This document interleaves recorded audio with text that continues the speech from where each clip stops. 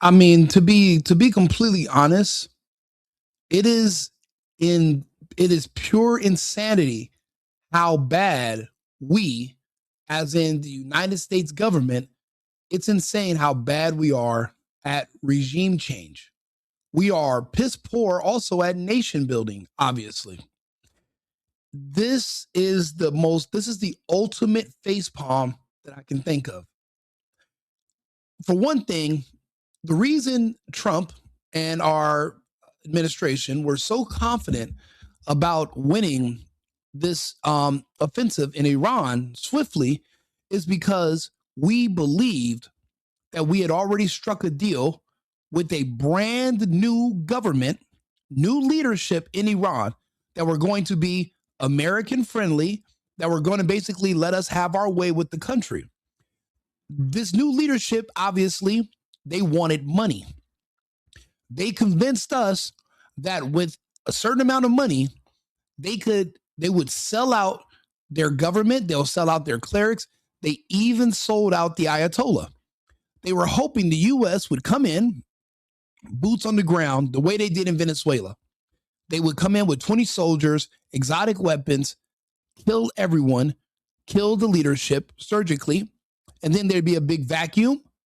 And then the new leaders would pretend that they're just organically ascending to fill these roles. That did not happen. It didn't. So let's take a listen to what Michael Flynn said. We are so bad at this. This is horrible. It doesn't get any worse. When it comes to regime change operations, there's nothing organic. This is all GMO, right? We put new people in place to ascend to replace the Ayatollah, but because Israel doesn't listen and we were indiscriminately bombing, the new regime that we have been paying, the spies that were going to take over Iran and work for us, we inadvertently, accidentally killed all of them as well. So now the new leadership are actually the relatives of Ayatollah Khomeini, which essentially just defeated the entire purpose of wiping out the original regime that was already in place in Iran. Merry fucking Christmas. Let's take a listen. And the latest that's coming in, former USA NSA General Mike Flynn has made a major claim. Iran's new supreme leader, Ali Reza Arafi, has also been killed. That's the latest breaking news here on News 9.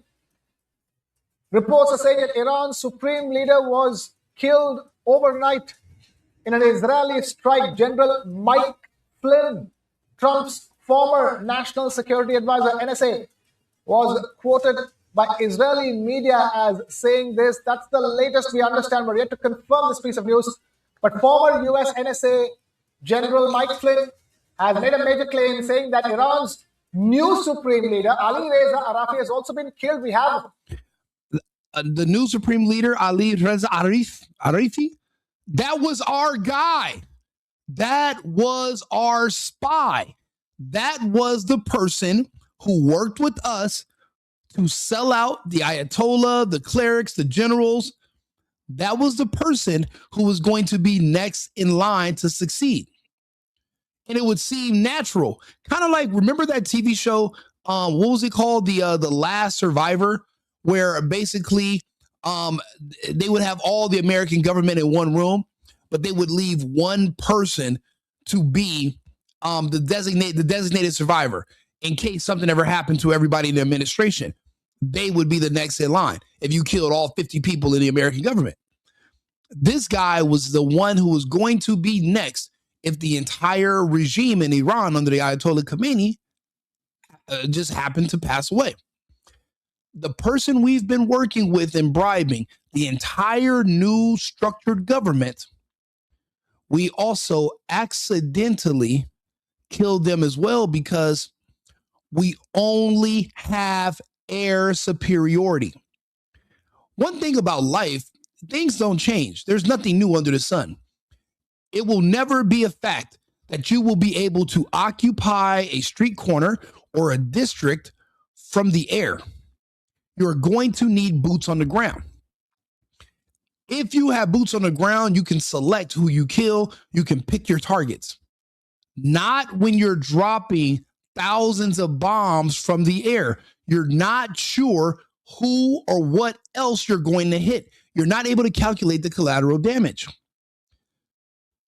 They were expecting American soldiers, Rambo, Master Chief, they were expecting them to show up, specifically kill only certain people while letting other people live to take over the new government and work with them. And then it would be everybody will live happily ever after. They were wrong. They inadvertently killed the people that we hired. They killed our allies. They killed our own guys. This is friendly fire. And they're not going to blame Israel, but who is it that has the history of just bombing people indiscriminately and not giving a shit who's on the opposite end, the receiving end of the bombs? It seems, I'll be honest with you, it seems like Israel is not our friend. Israel is doing any and everything they can to sabotage Trump, sabotage the country, destroy our dollar, weaken our military. It's almost if there's a higher power that is hiring Israel, that they're pretending to be our friend, but they're just repeatedly stabbing us in the back. Because there's no way in hell something can be this well planned, and then the main characters that we're working with, they just accidentally get blown to smithereens as well. In my opinion, Netanyahu hates the United States. He hates the Americans. Obviously, they hate Christians. That's a part of the Torah or whatever the fuck toilet paper they read. They hate Christians. They always have. They always will. They don't like Americans. They just need us for our money. They need us for our weapons. They need us for our size. You know, we're bigger people. But the only thing we can get from them is intel. How do we get intel? Because of the Epstein technology. Now, I'm not exactly sure if it's true or not, but according to the Epstein files and his interview with Steve Bannon, what they developed at Zorro Ranch was, well, they were looking for technology using those scientists from the Manhattan Project after the fall of the Soviet Union. They recruited all those scientists. They were trying to use high energy physics and mathematics to develop a technology that could help them predict the stock market. Remember, Epstein was a financier, and that's what they were using their money for. They hired all those scientists. They were trying to figure out a way to explore some kind of dark realm of science that wasn't really, that no one's ever like studied. If you watch the Steve Bannon interview, you'll understand.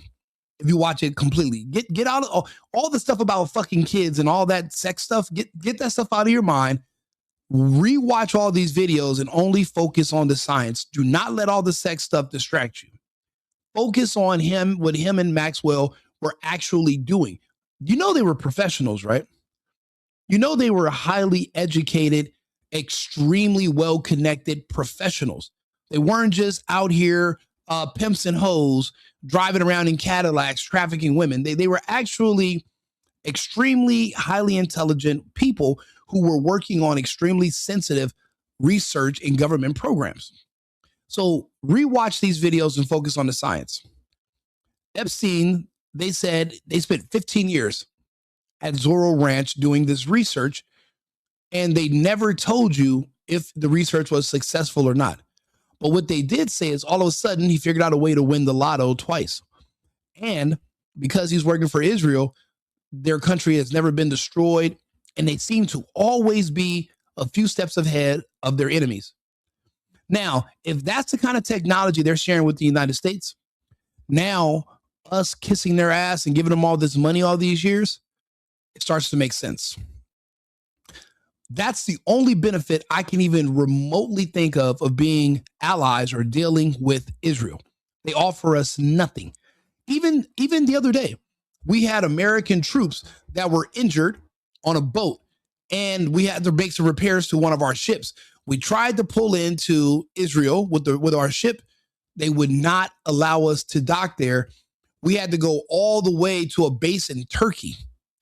During the Afghanistan war, when we had to get American soldiers airlifted out of Afghanistan, we would have to go to Raya or to Kaiserslautern in Germany.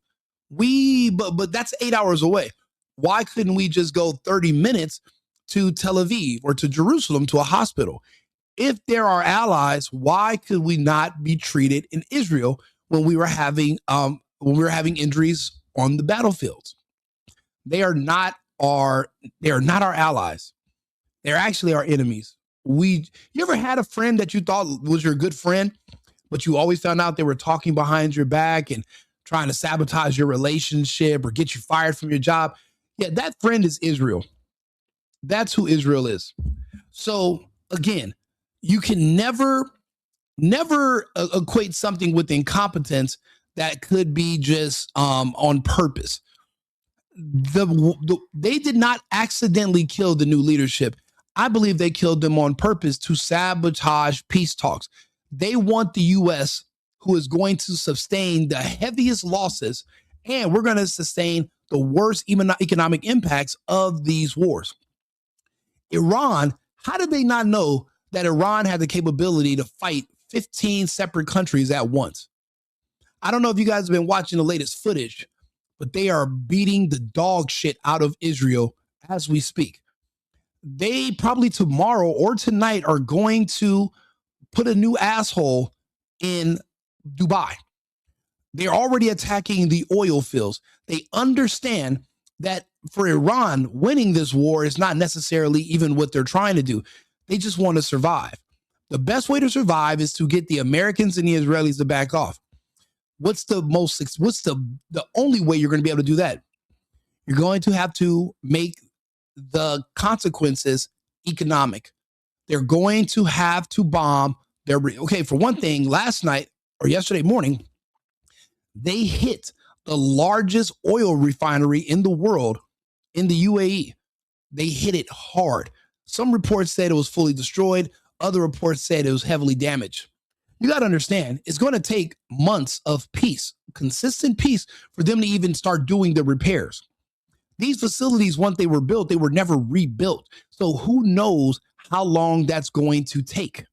We don't understand the full damage that is being constructed because, well, we're still in the fog of war. And to be honest, we don't have boots on the ground. So we're taking second and third hand accounts from people who are there, who speak other languages. And what if they have different motives? We don't have Americans on the ground to analyze and look at these situations for ourselves. We're taking people's words for it. And we don't know whose side they're on.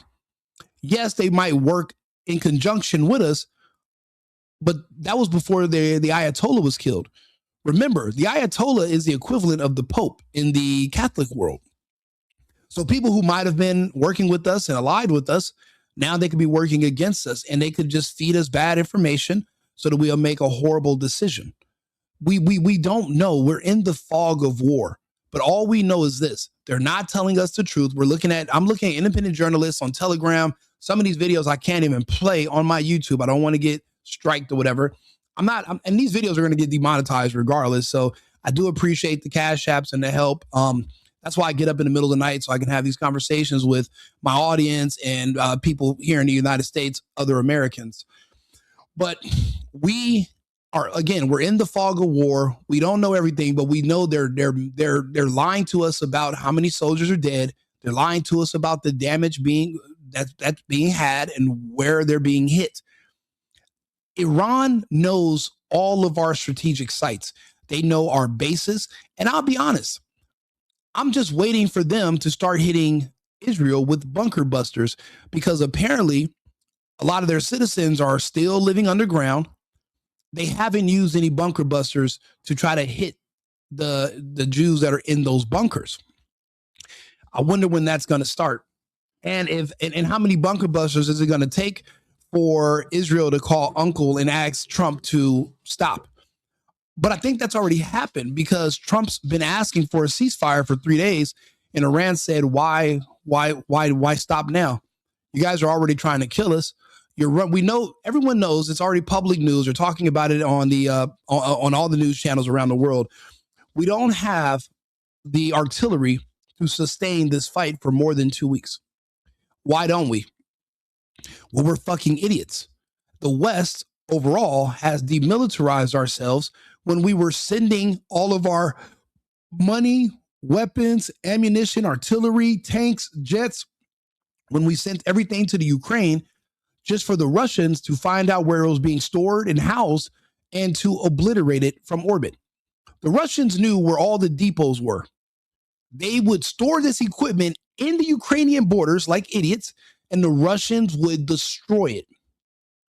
We gave everything we had to the Ukraine because they were pretending that they stood a snowball's chance in hell against the Russian Federation. See, right now, Iran is attacking 15 countries, but when it was Russia, they fought 30. They fought 30 countries that were in NATO all at once. 30 different nations in NATO were sending mercenaries and having them wear Ukrainian uniforms to fight the Federation. The Russians won. They destroyed 3 separate armies in the Ukraine. That war has been over. And all the weapons and equipment that we sent there has been since destroyed. Now we don't even have enough rockets to sustain this battle for more than a week and a half, 2 weeks. So where does that leave us? We're running out of weapons, but the Iranians are not. Even the Russians and the Chinese said, we are not joining the fight because the Iranians don't need our help. Sure, they're being bombed, but that doesn't mean shit. Their weapons are still working and they are heavily inflicting damage on the West. And the West is going to have to make these repairs. See, the Iranians are fighting to survive. This is an existential threat. This is an optional battle for the Americans. We don't even know. We still are confused as to why Trump brought us into this bullshit.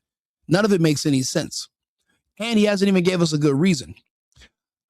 We're actually going to listen to what Rubio said. He said we went into this to help Israel, and I think they're going to throw Israel under the bus.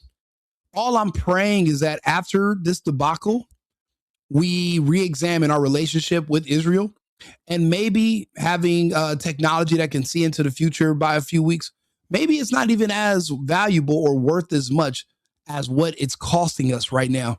American lives, American money, our American reputation around the world. I don't think it's worth it.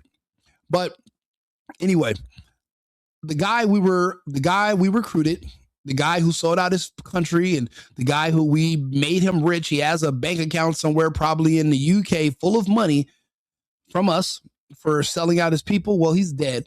So that defeats the entire purpose. So we're going to hear with Michael Flynn. He's going to confirm my story, what I'm saying. So take a listen. Our managing editor, Kartikeya Sharma, now joining us on the phone line for more. Kartikeya, talk about this. Is a massive claim from the former Minister of the US. Oh, absolutely. Mike Flynn, in fact, just to put it on record, Mike Flynn, the former National Security Advisor to Donald Trump, has tweeted this.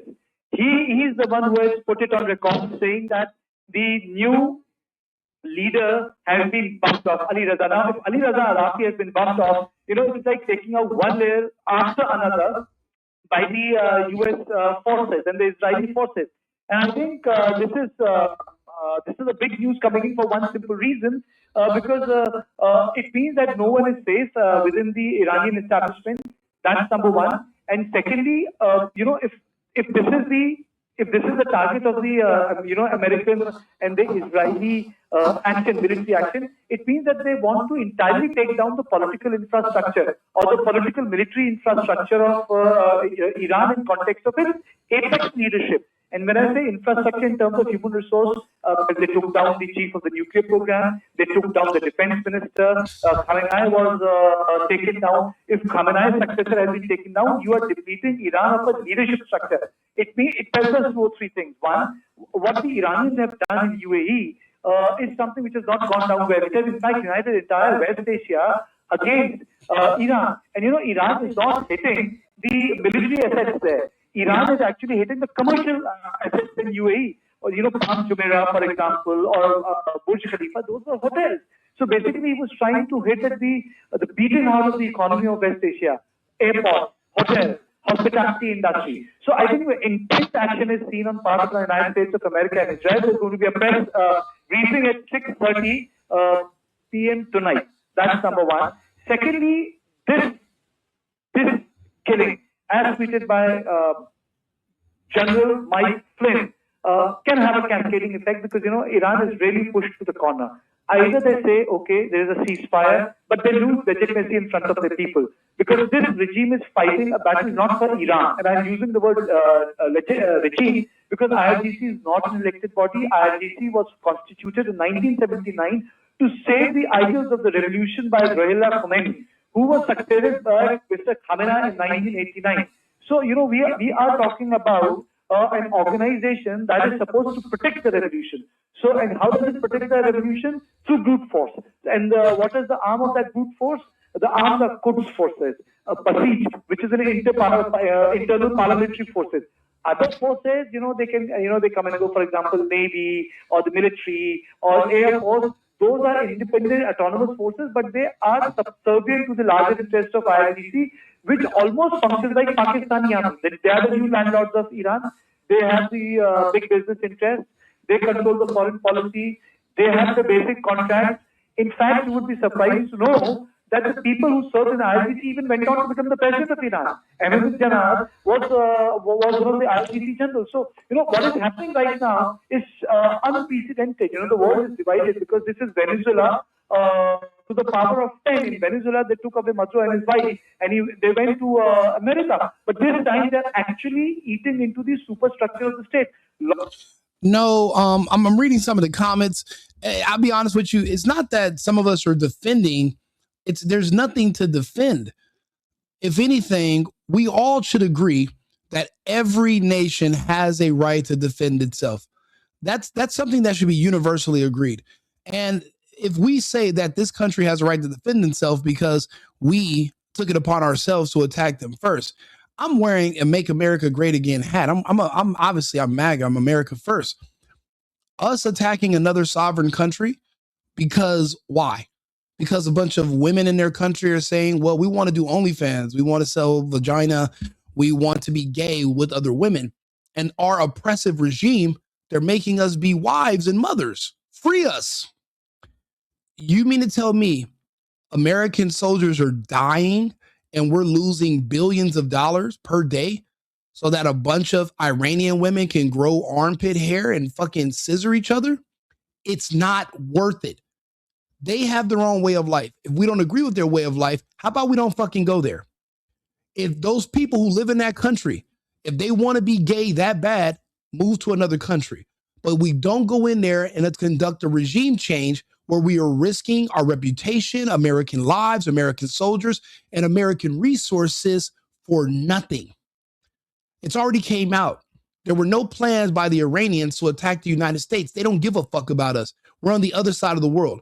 They hate America because America's funding a genocide in Gaza. America's surrounding all these Islamic countries and invading and bombing them to smithereens. Did you know the first heart transplant took place in Baghdad? Imagine you can't even make a ham sandwich in Baghdad anymore.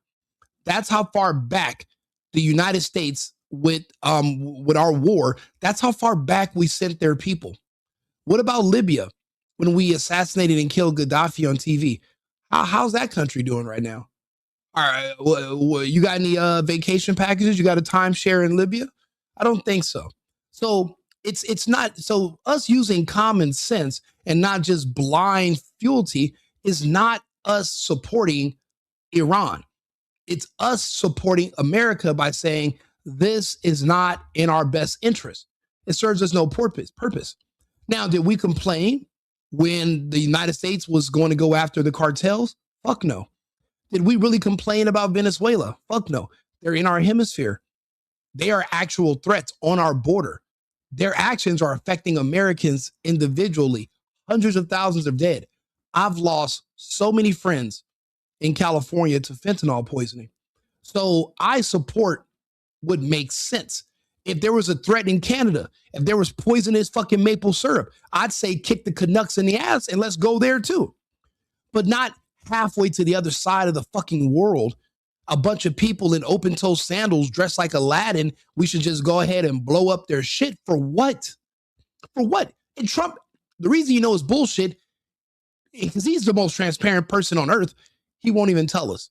That's a problem. So you have to understand, you can't just be blind loyalty is foolish. As Americans, as obviously as Trump supporters, conservatives, we're analytical. If we're going to just be in a cult where we just repeat after what somebody else says, well, then we'd be Democrats, and we're not. So you got to keep in mind what's going on. A lot of countries are worried. And the third consequence is that there is a message that is going out, Krishna, that whatever be the close axis of. Yeah, liberals were complaining about blowing up drug boats, but not the rest of us. I thought it was cool as shit. I think it's very cool. Yes, we should have been destroying drug boats. I mean, because think about all the Americans that are filling up our prisons because of drugs. Well, then that means those same rules should be applied to everyone, even those who are transporting it into our country. It shouldn't just be for American citizens. Everyone's going to have to feel the consequences. But we're in international waters. And those are not American citizens. I'm not sure what you expect us to do, but we don't owe them a jury of their peers and a judge. That's not how it works. So I didn't complain about that. I supported it because it made sense. It was in our hemisphere. Iran is not in our hemisphere. That's in Israel's hemisphere, and they should handle their own candle. That has nothing to do with us at all. Iran, Russia, and China, they're not able to protect them. Yeah, everyone knows the CIA is a drug cartel. The problem is there's nothing we can do about it because they are so well protected because they're one of our intel agencies. I guess they are more valuable. There's more good about them for the government than there is bad. But are they actively working against Americans? Absolutely. I'll be honest with you, I'm not even understanding the benefit of the CIA anymore because we're still on the receiving end of a lot of losing battles. So I don't see the purpose. The FBI, I don't see the purpose anymore.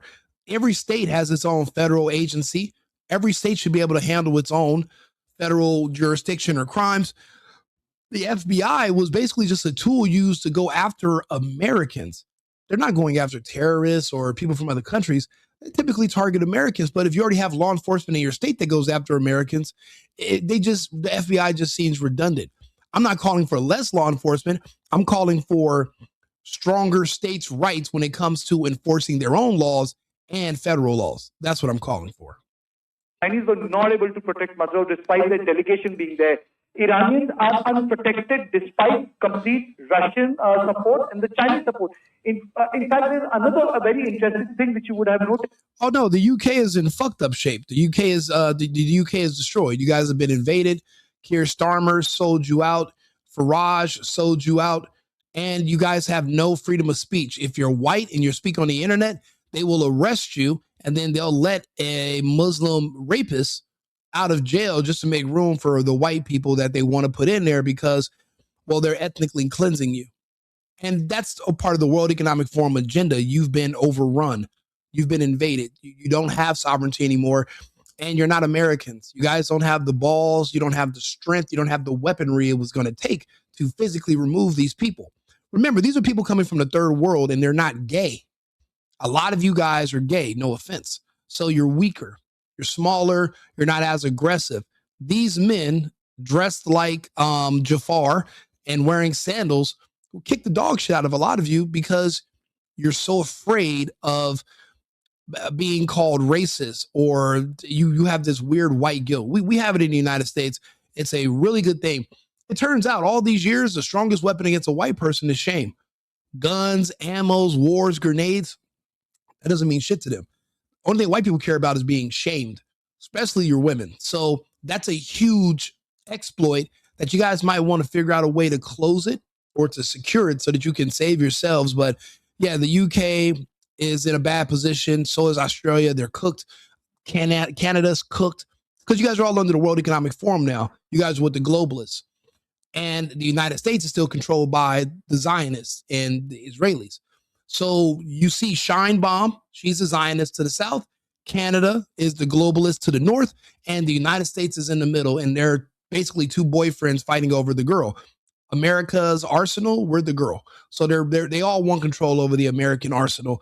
The only way to have it is you got to get the Zionists out of the way, and that's why you see so much happening with that group. They lost. Remember, New York was a strong Zionist. New York was a Zionist stronghold for years, and now the World Economic Forum set up a beachhead. They put Mandami there. They're bringing in the Muslims, Sharia law, and now the Zionists have all had to flee to South Florida.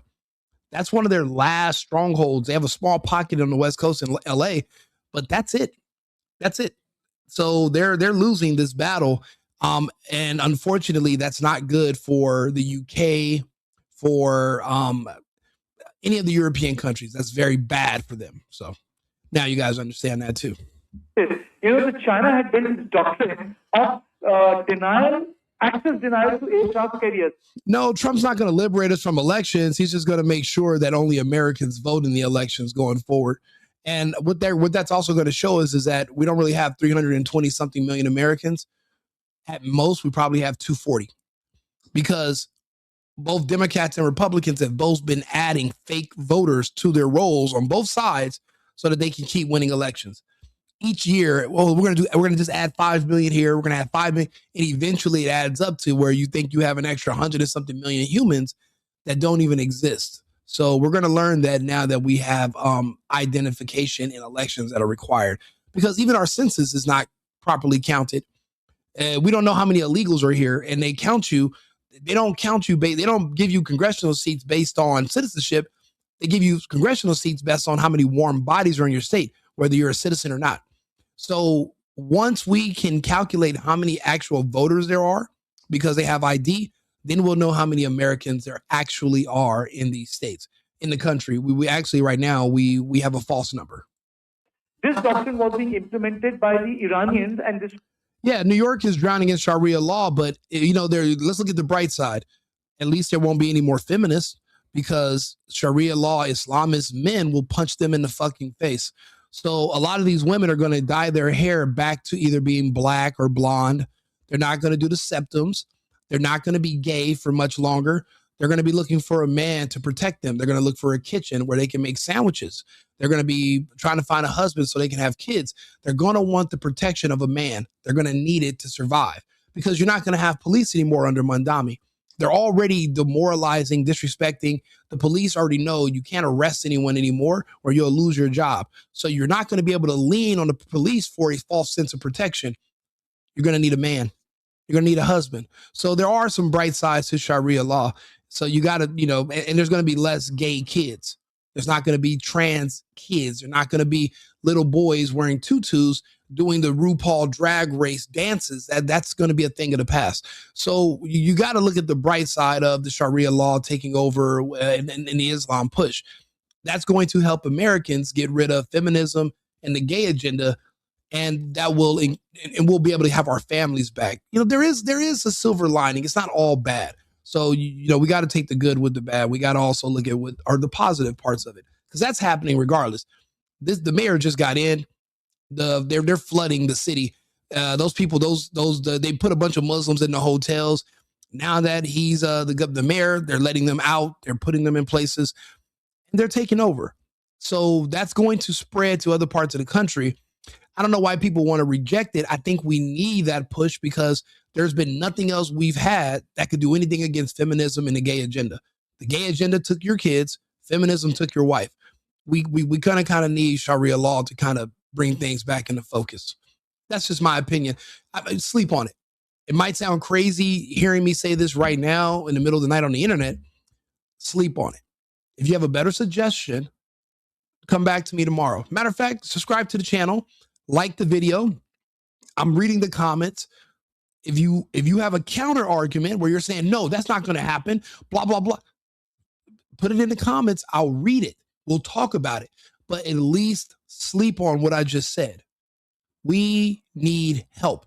We're losing our country to the gay agenda and to feminism. That's our real war, our real fight. Our real fight's not with Islamic terrorists. Our fight's not really with any of these other fake threats. Our fight is against the gay community, the black community. There are certain elements in this country that are ripping us to shreds. There's feminism, the gay community, and the black community are the only things we have to fight here in the United States if we're going to hold on to our country and our sovereignty Those are only two things we've got to fight, but that's all domestic. So sleep on it. Okay, because right now there's no other suggestion. All three of those are kicking the shit out of us here in the U.S. And I don't know if we're going to be able to survive another 5 years. So it's a good thing that they're bringing those people in because they're not going to stand for it, obviously. It was sort of a gaming which the Chinese were watching, but in fact the Chinese deterrence has failed. And you know why I'm saying it? Because none of the American ships are up. I said sleep on it. Don't start rejecting what I'm saying so fast. Sleep on it. It's gonna have to rattle around your simple brain for a little while. You're so used to just hearing what people want to hear. People get on this internet and they'll just tell you whatever makes you feel good, something warm and cozy. I don't have that type of conversation. My audience and the people who follow me, they're here because we talk to each other candid.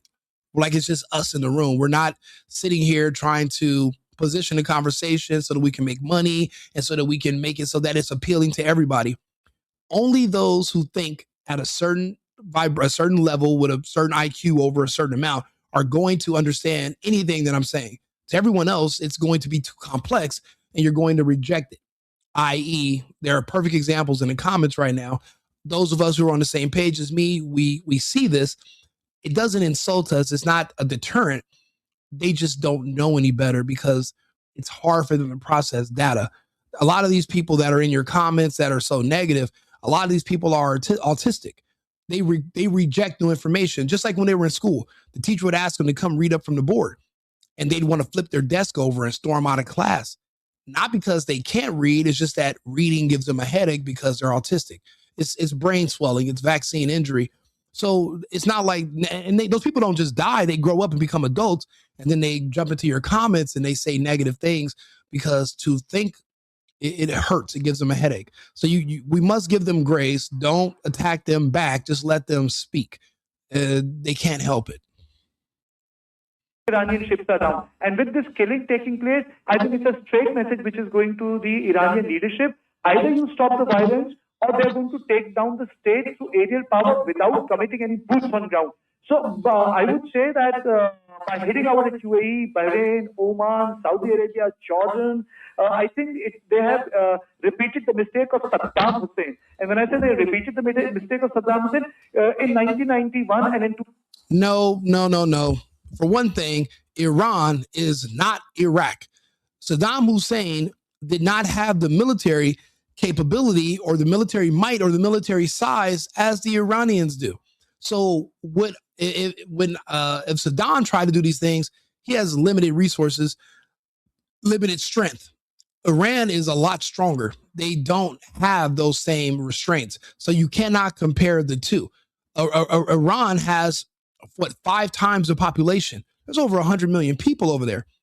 Okay, it's not a weak, small country. It's a huge place that's heavily protected from mountains. There is not going to be a boots on the ground invasion. The United States military doesn't have the personnel. If you go look, okay, to be honest with you, they might send boots on the ground into Iran, but not for the reason you think. Unfortunately, our military, our ranks have been poisoned by a Marxist communist ideology. There are certain things legally Pete Hegseth was able to do to try to purge that from our American military. He created a mental aptitude assessment where if you were trans, then you're confused. They were able to legally purge the trans people out of the military. The problem is the blacks that are Marxists and communists that hate the country but are still getting a check because they signed up for military service, not because they love the country, but because they love money. You're not able to just remove them from the military because you have the 1974 Civil Rights Act. There's all these different protections based on race. That mental ideology, that mind virus, you can't vote it out of somebody and you can't talk it out of them. It has to be destroyed. I'm noticing the troops that have died so far were a bunch of black kids, gay ones. I think they're going to, and I'm noticing on TikTok and Twitter, all these black gay women are saying, oh, I'm getting deployed. And I'm like, wow, a lot of blacks, 9% of the population. Sure are a lot of you guys being called up to go over there. I think they're going to send them into the grinder because that's the only way we can get out. That's the only way we can purge that poison out of our military. There is no other legal way to do it. I think they have to. So I'm doing another video about that in a few hours. Some people are going to understand what I'm saying. Some people are going to reject it, but I'm not here to win a popularity contest. I'm here to speak about my opinion. I'm going to reinforce my opinion, and I'm going to explain how I got to that point. And I'm just going to tell you guys what I'm thinking.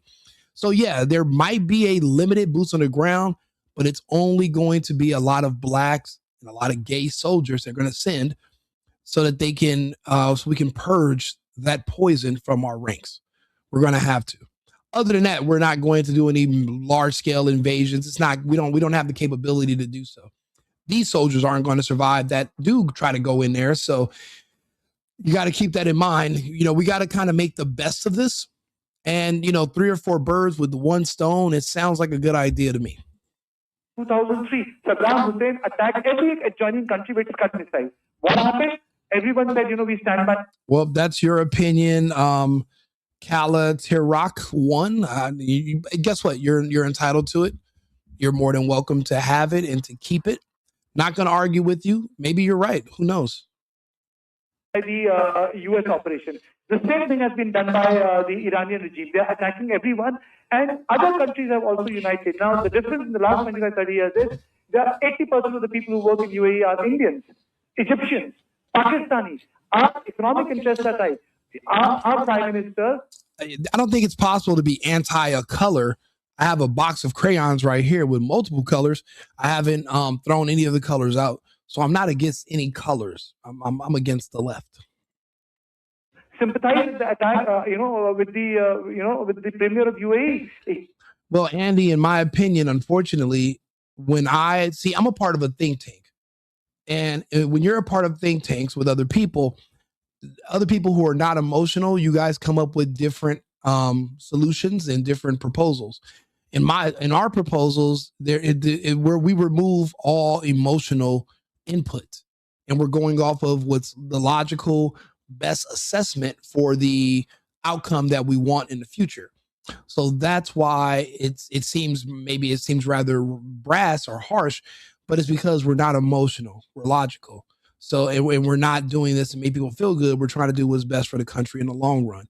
That ideology to be destroyed, along with the people that house it, is what's going to be best for our country in the long run. He said the sympathies are with the UAE. The world is. They tell you can vote your way into communism. You can't vote your way out. Right now, President Trump is starving the people of my home country, which is Cuba. We are being starved as I speak right now. Again, that ideology of communism, of Marxism, it must be purged. There is no reconciliation. There's no voting your way out of it. There's no talking those people out of wanting that way of life. It must be purged. Do you understand what I'm saying? That's my home country. And it hurts, but it's necessary. The pain, unfortunately, is a requirement for growth. It takes iron to sharpen iron. They had plenty of time to change their ways. They chose not to. They are going to die protecting their communist Marxist ideology. That's their choice. There are elements in our American military. There's elements in our American society. It's going to have to be purged. There's only one way to do it. There is no talking or negotiating us out of those situations, which is unfortunate because I wish there was. I wish there would just be a button I could press, and that communist Marxist bullshit where you believe in racism and all these other things that are just made up and imaginary. I wish I could press a button and it would just bleed out of their ears and they would just go back to being Americans or humans. But unfortunately, we don't have that option. Has been forced to take sides, so it's a very important development. Mike Flynn tweeting that as a former NSA to take down the person who has been succeeded. I'm not surprised. You know, the Israelis. Yeah, it is pretty retarded. A lot of people I've met that went to college were retards. When you go to college, it's kind of like when you go to the military.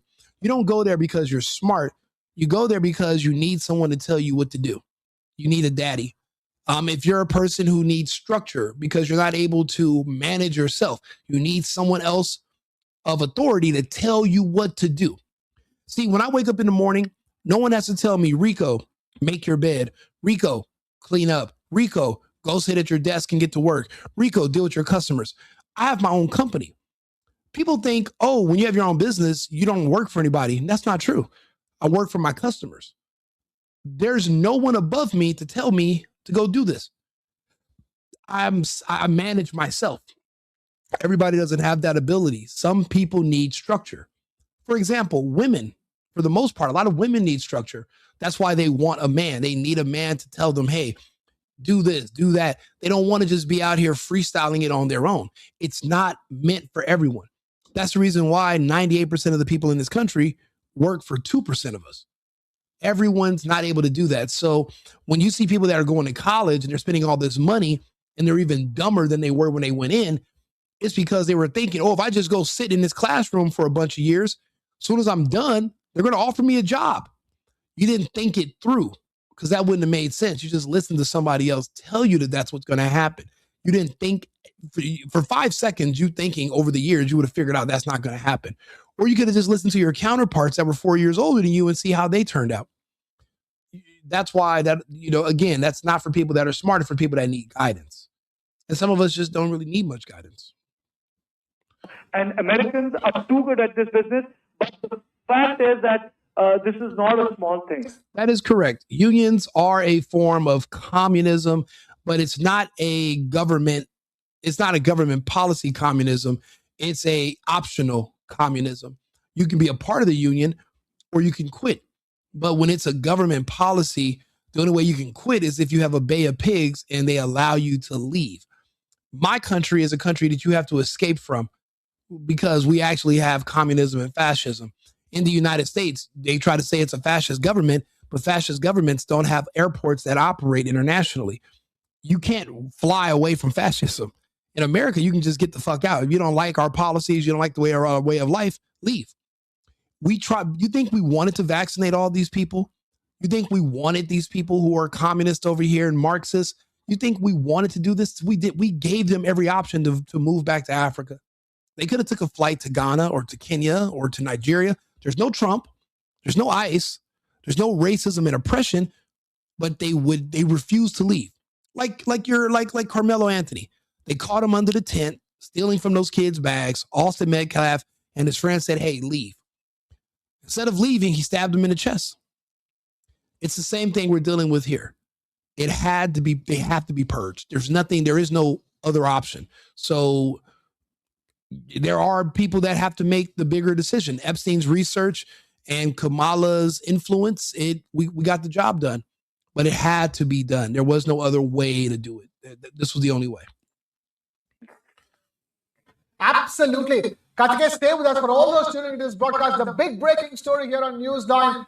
The former National Security Advisor, General Mike Flynn of the U.S. has made a major claim. Iran's new supreme leader, Ali Reza Arafi, has also been killed, according to him. So now the new leader is going to be the brother of Khomeini.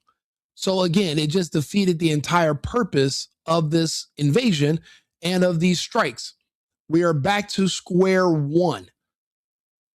Nothing was accomplished, except now the world respects Iran a whole lot more. And I don't even think that people are going to look at Dubai and the UAE as the leaders of the Middle East anymore. I think the entire Middle East is going to look to Iran for leadership, for guidance. Iran was the first brave soul to fight back against the United States and Israel at the same damn time.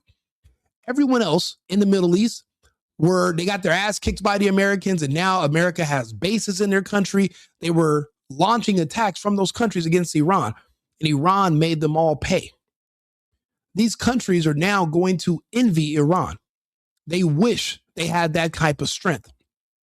You have no choice but to respect it. This isn't about being a patriot or not. This is about just having an unbiased opinion by just looking at the facts, but also analyzing the results. As of right now, Iran has the results. They survived. America thought that we would go in there And 3 days later, there'd be regime change and the Iranian people, it'd be a bunch of naked Iranian women doing OnlyFans in 2 weeks, and they'll be so happy. And the young gays in Iran who are mad that they're being arrested or killed for being gay, well, now the gays are going to overthrow the government. That's not going to happen. And now Iran, if they're smart, they're going to do this. They're going to go on the internet and they're going to look at all the different accounts on TikTok and Twitter that have been on there burning pictures of the Ayatollah and talking about how they're celebrating because look at all the people celebrating. It's all just gay women that live in Iran. The government has not cracked down on them being gay, but they're going to have to now because remember, it was those same gay people in Iran that were begging the U.S. to come in and overthrow their government. And they're saying, hey, we're going to replace them. We're going to help you guys. The problem is when the gays in Iran started their assault against the government, it took the Americans in Israel 2 weeks to actually start bombing. The timing was off.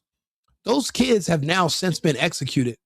But the remaining ones who were not involved in the riots, but now they're celebrating because the Ayatollah is dead and they're on there stripping off their clothes and the government and the Iranian government is going to have to find them all of them.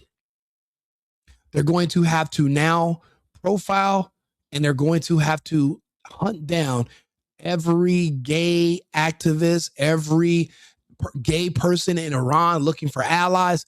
They're going to have to find every single one from every corner of the country. And they're going to have to make an example out of all of them. See, I keep telling people the way it works in the real world is if you don't like the government that you're living under, instead of trying to change the government by rioting and protesting, you actually just change the government that you live under by changing the country you're in. Because you're going to die trying to fight whatever country you're living in because that's their way of life. If you live in a country that is secular, they don't believe in the gay agenda. They don't believe in being a pedophile. They don't believe in women having sex because they believe in humanity. They believe it's man, woman, child. Men and women get married. They have children. They keep their population going. It's stability. But you don't want to do that. You don't want to be a mother. You don't want to be a wife. You want to be gay. If that country doesn't allow it, the best thing for you to do is apply for asylum in a country that does allow it. The Russians said it a few years ago. They said the world conflict going forward is going to be about one thing.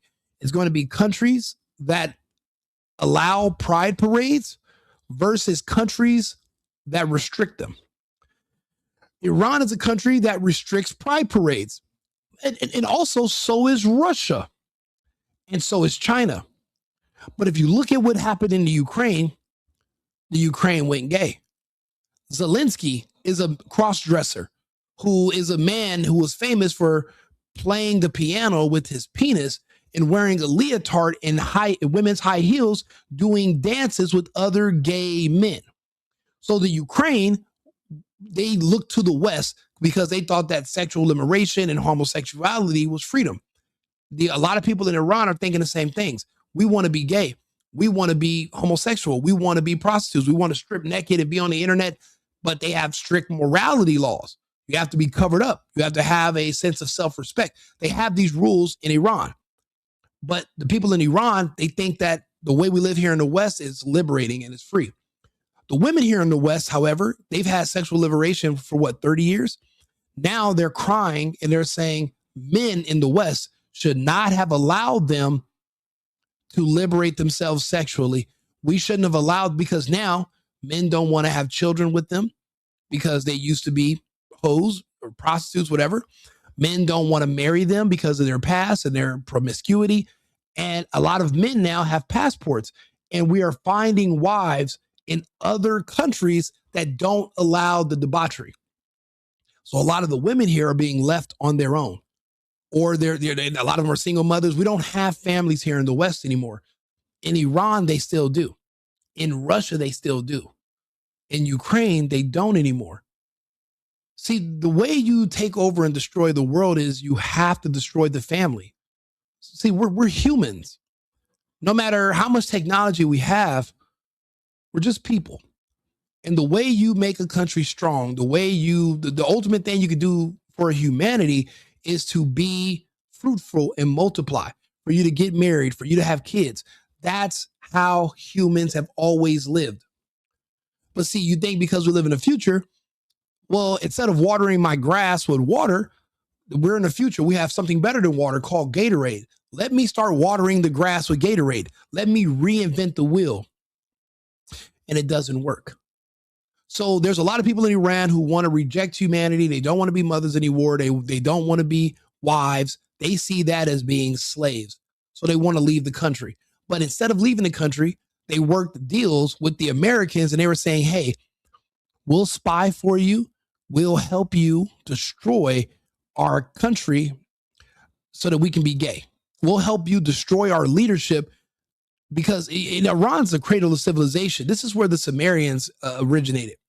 We'll help you destroy it all just so we can be on OnlyFans and we can be women kissing each other in public. And this is why women have always been controlled and restricted throughout every society around the world, because our ancestors understood that you have to protect women from themselves. I was talking to a woman yesterday, and she said it's men's fault, because once they gave us sexual liberation, because men told us that, we could do what we want, I started doing porn, and now nobody will marry me. She told me that. She's 38 years old, beautiful girl, but she was a porn star from when she was 19 till she was like 28. Obviously, I'm still going to sleep with her. I'm not going to date her. I'm not going to marry her. I'm not going to do any of that. But she's beautiful. But she's blaming men now for giving her too much freedom. And she's not alone. That's how a lot of the women here in America are. See, that's the part of the whole liberation that they don't want to tell people in other countries that, well, what's going to be the outcome? Well, see, we have 40 years of case study here in the United States. Other countries are going to be brand new to this. That's why I said this whole push to destroy Iran so that we can let these women be gay, because you don't see men celebrating. You see a handful of gay men celebrating, but for the most part, throughout the streets of all over the world, it's women of Iranian descent who are really happy. There's no men that are happy. Because if you're a man, you're like, okay, yeah, women are happy, but that's not a good sign when women are happy. That usually means that as a man, you're going to lose your family, you're going to lose your wife. That's the only time when a woman starts getting too happy, you're about to lose it all. You're going to lose everything in a divorce. You're going to lose your kids. You're going to lose your house. That's when you see women partying. That's not a good sign when women are the only ones celebrating something that just happened. That's just, that's just something for you to just keep in the back of your mind. That's just a rule of thumb, okay, if you will. Okay, thank you so much for joining us. So with that update in perspective, Iran's supreme leader, the new replacement Iran supreme leader, Ali Reza Arafi, has been killed. That's the claim coming in from General Mike Flynn. He was a former national...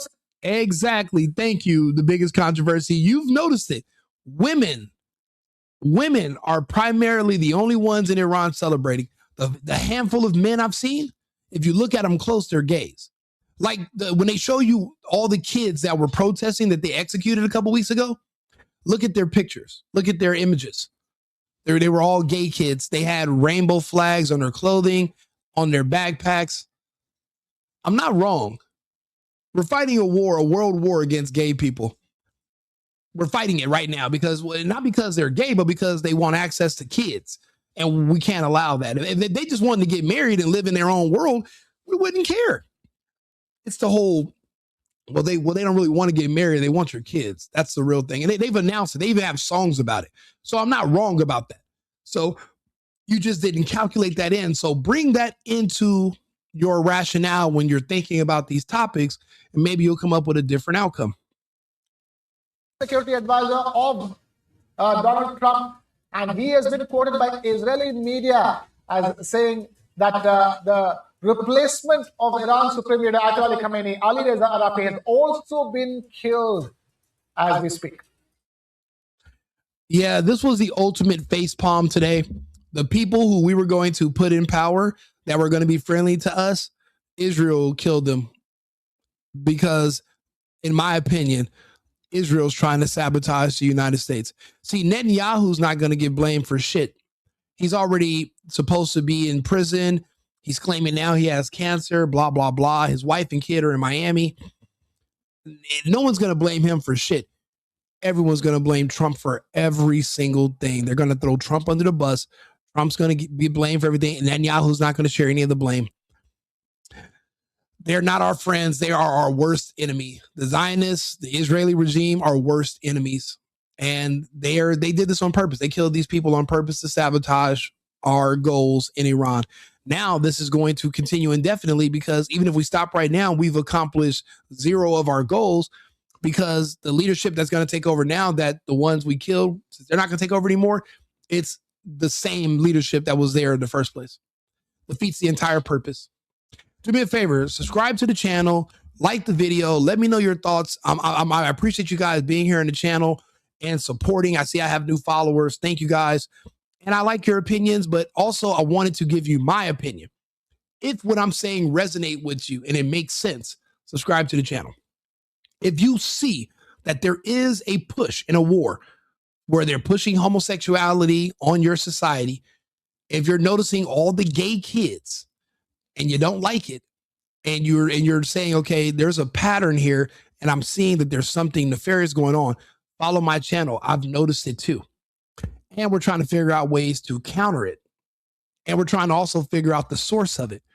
We understand that they don't like Americans. They want us to kill ourselves. They want us to not have children. Strong families is what made our country strong in the first place. We no longer have families. We lost our kids to the homosexuality agenda. We lost our wives to feminism. And now it's just men with passports, and we have to leave our country just to have families. Don't you want to be able to have a family here in the United States again? Don't you want the laws here to change so that they're not predatory towards men? This is all connected. What's happening with our geopolitics versus what's happening here in the United States, it's all connected. And I'm sitting here doing my best to try to make the connections for you so you can see how there are patterns. If we have these conversations finally, like we're doing right now, just me and you talking, then we can actually enact change. But if you don't talk about it and you kind of brush it over and pretend it's not happening, well, it's going to just keep getting worse. We spent all these years not wanting to say anything because we didn't want to offend anybody. And where did that leave us? As Americans, where did that leave us? It left us in the dark. Our idiot president was played by Israel. I agree with you, Chip. You're not insulting me by calling Trump an idiot. MAGA is not make Trump great again. It's make America great again. MAGA is about the country. MAGA is about Americans. Trump's done an amazing job with bringing jobs back to the United States.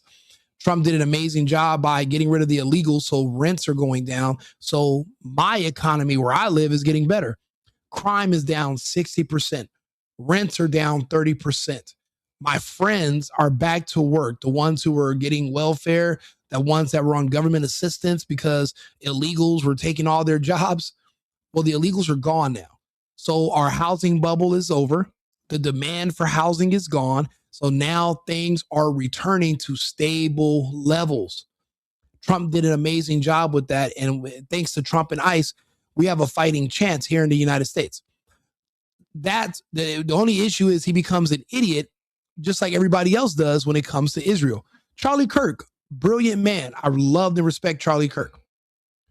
But for too long, smart as shit, except when it came to the country of Israel, he would just turn full retard. I'm talking drool, just fucking Lenny from Mice and Men, the water boy.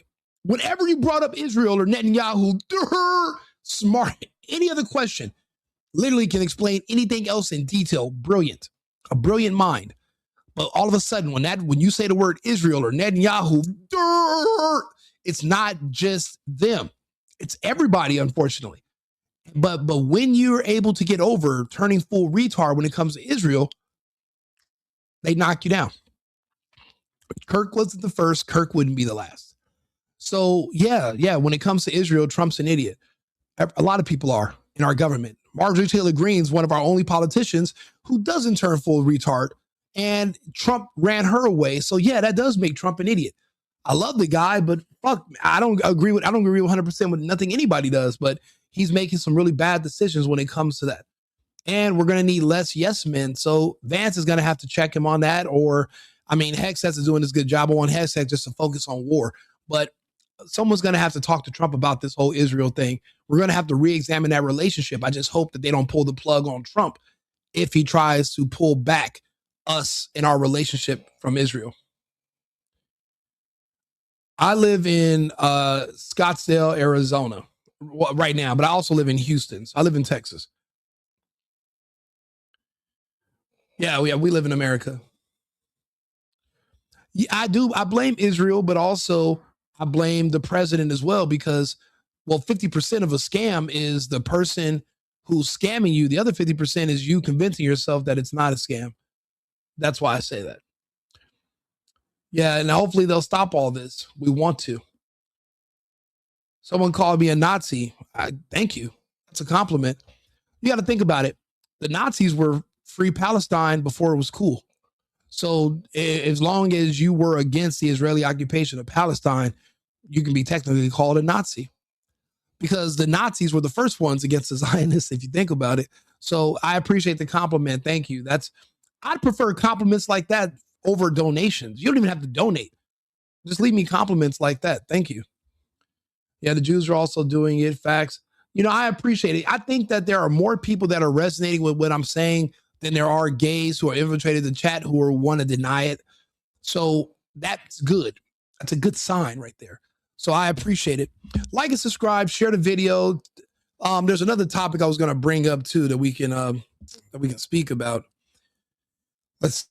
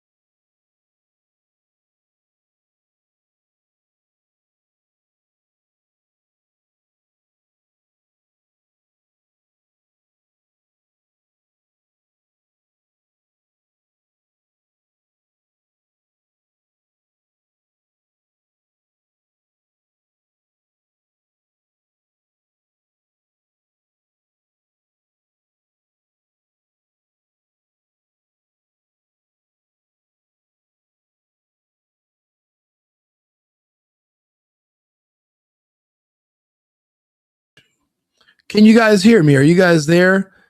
Let me see if here can bring me back in. If you can hear me and you're there, put a 1 in the chat. Can you hear me now? Yeah, sorry, I didn't know what to do. This never happened before. I've never had StreamYard freeze up in the middle of a live. So I want to make sure that you guys can actually hear me. Or do I have to start completely over from scratch? That's what I'm wondering. Hopefully I don't got to start all the way over. Hopefully you guys.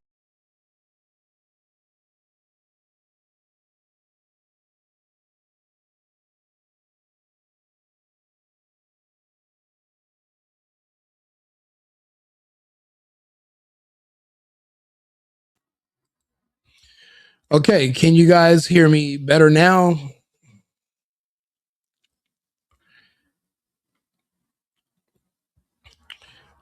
Yeah, no, I appreciate you. Thank you, Sheila, for the comment. Thank you. Yeah, Turkey is really Sharia law will be wrong. You cannot pick what you want. That's not true. You can actually pick and choose the parts of something that you like, and you can throw out the rest. Just like anything else with any other religion, you can keep the parts that you like, and you can throw out the rest. You don't have to accept every single thing.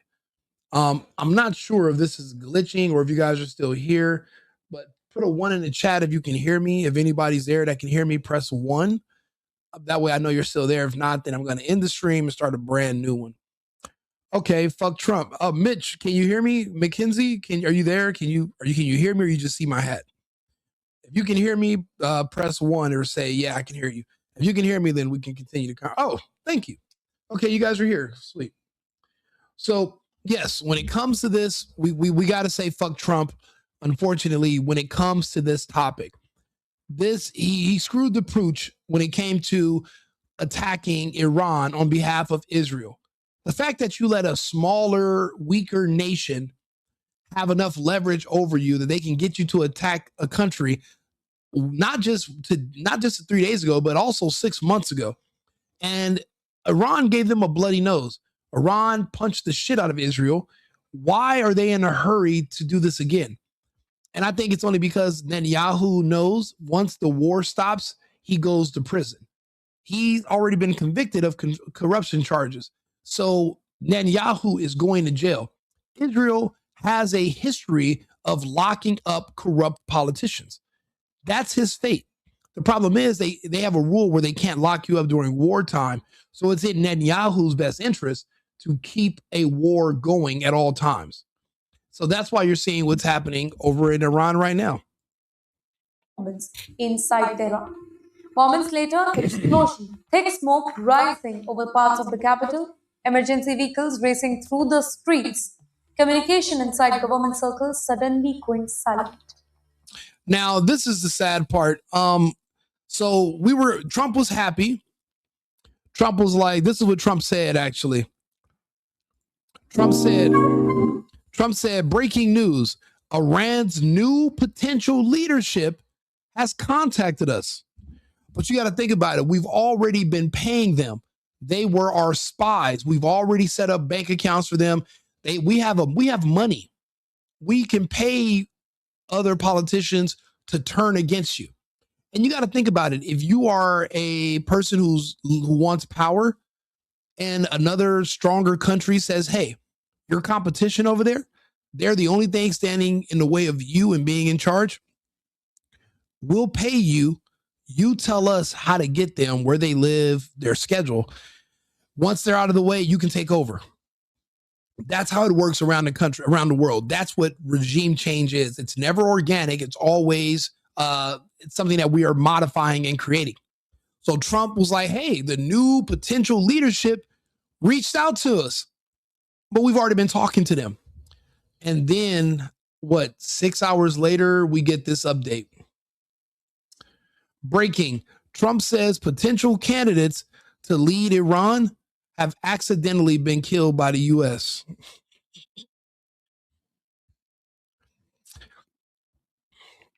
Face fucking palm. Ridiculous. The new leadership were accidentally killed. So there was no way for you not to bomb these people to smithereens. There's 100 million people in this country. What are the odds? The 13 people who were going to take over as the new government, what are the odds out of 100 million, the 13 that were going to take over are all killed? That was Israel's doing. They did it on purpose. See, that's how it goes with intel sharing. We were sharing intel with Israel that, hey, we have a new guy that's going to take over. Israel's like, a new guy, you'd say. Really? Wow, that's great news. And they're writing this down. They send it to his people and say, find them, eliminate them. And Israel had those people killed. And the U.S. were saying, well, maybe it was done by us. Maybe we bombed them. It was Israel. It's always Israel. It will always be Israel.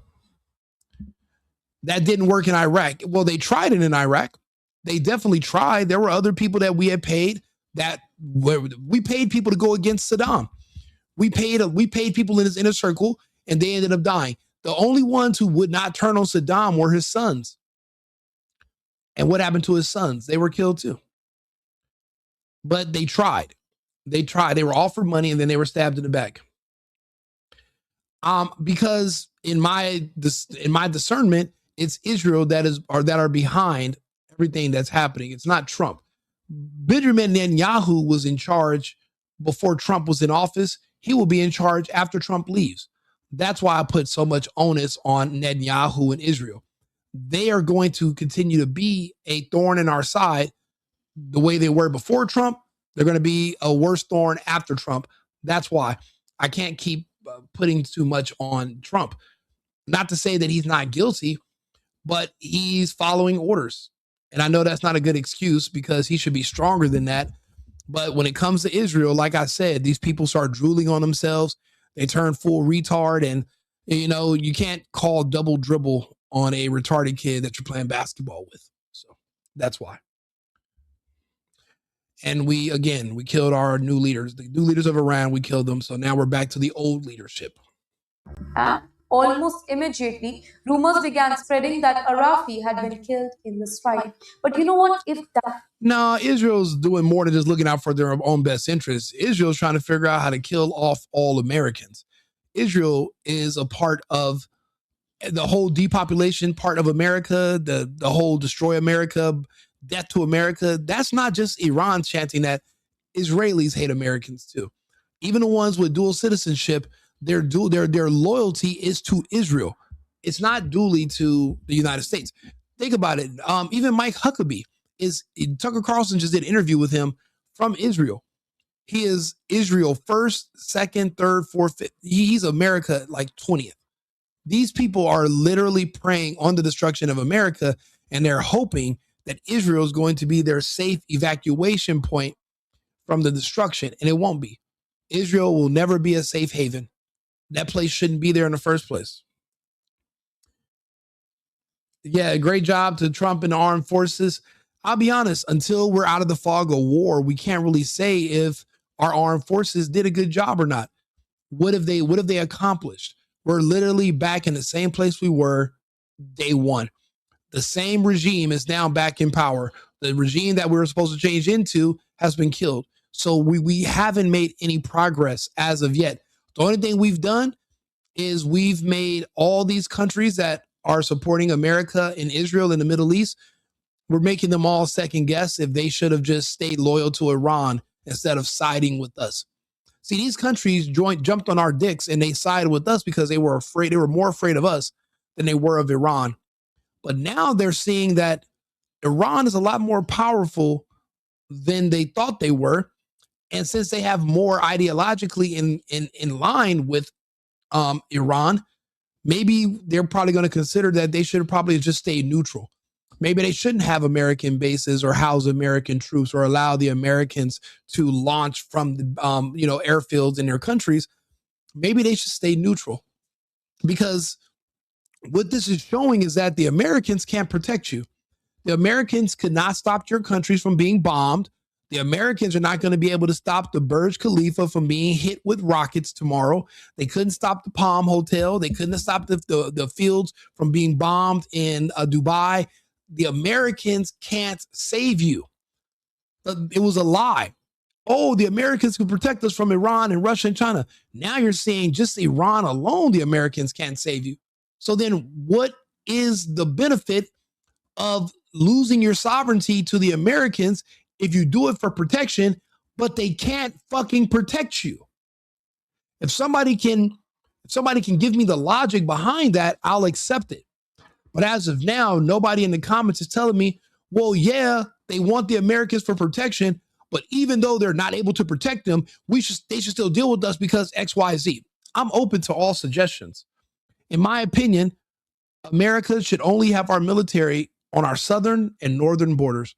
That's it. We should not be all over the world basically pretending we can protect countries from other countries. These other countries should be swallowed up by these larger, stronger countries, because if you can't protect your land and your citizens, then it's not yours. If you have a wife and another man can walk up to your wife and grab her hand and walk off with her, then that's not your wife. If you can't stop that other man, if you can't protect what's yours, it's not yours. So if these countries can't defend themselves and they need the American government to donate money to them through USAID for their country to stay afloat and have an economy, then these countries should not exist. And I'm speaking about these Eastern European countries too. Like, what's another one? Estonia. What's their GDP? What do they export? A lot of these countries don't exist. They only exist on paper because the United States were using them to house our weapons for an eventual invasion of Russia. If we're not planning on invading Russia anymore and we don't give these countries money, they fail to exist. They're going to have to be swallowed up by the Greater Russia Federation. The Greater Russia Federation. They shouldn't exist. So if you look at some of these Gulf countries, yeah, they have a lot of oil money, but they can't defend themselves. They depend on the United States for protection. But if you can't defend yourself against a country like Iran, should you exist? Could you exist? What is your existence if you can't protect yourself from the Iranians and the Americans are not doing a good job? Then why are you working with the Americans? Maybe you should negotiate with Iran. That way you don't have to worry about your security because you're neutral. They're only bombing these other bases because the Americans were losing those bases to launch against Iran. If they were not using those airfields, then those countries wouldn't have been hit. So it's kind of a self-fulfilling prophecy. Well, now you finally make sense. Honestly, I thought I've made sense this whole time. I'm fairly logically consistent. I'm not all extreme in one different direction. I'm pretty even flow, in my opinion. If you have a difference of opinion, you'll share it with me. You might be right. You might have a good point. I'm not going to say you're absolutely wrong. We must control the Iranian oil so we can control China. Absolutely. China's no longer getting its oil from Venezuela, so they would have to get it from Iran. They don't have the pipeline infrastructure to get it from Russia. So therefore, we're really just affecting China the most. But how much is China going to take before they get involved? But we also know China is providing unlimited ammunitions and missiles to Iran. Iran's not going to run out. We are. We will be out of missiles and rockets in less than 2 weeks. Iran has 9 to 15 months stockpile as of now. And that's without even being replenished from the Russians and the Chinese. Because the same way the United States was not a party to the war against Russia and the Ukraine, they just gave them supplies. Russia and China are not going to be a party to this war against America, but they're going to give Iran ammunition and supplies. It's the same thing. Just because we're America doesn't mean we're not a country. We're no better. We're better compared to us because we have huge egos and we think we're the best, but we're just a country just like they are. They have people. They have to make decisions. They have to do what's best for themselves.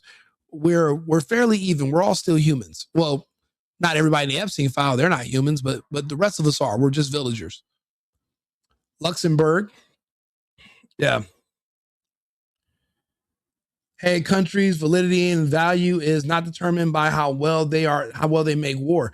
I disagree. A country's validity is based on their ability to retain their sovereignty. If you don't have the ability to maintain your sovereignty by force, then you don't have a country. if you don't have a military that can defend your borders, if you don't have weapons that can defend your policies and your way of life, if you don't have a police force that's going to be able to go out there and keep order, then you don't have a country. You don't have a society. The U.S. will run out of missiles. Whose brain have you borrowed? You didn't Pud the dog? You didn't know this? Let's see here. I'll show you. U.S. running out of missiles. There was just a story about it.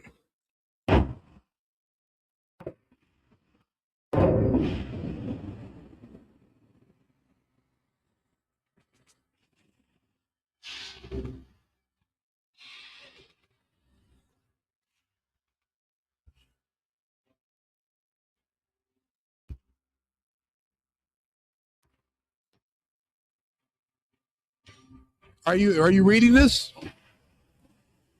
Day 3 of the war, and a troubling question is emerging in Washington. Is the United States burning through its most expensive missiles faster than it can replace them? Oh, there you go. So you thought I was just making this up? This is world news. This is accurately being reported from around the world. The United States, we gave our missile stockpile to the fucking Ukraine. They're not just producing missiles everywhere. Halliburton and you know all these other what is it called?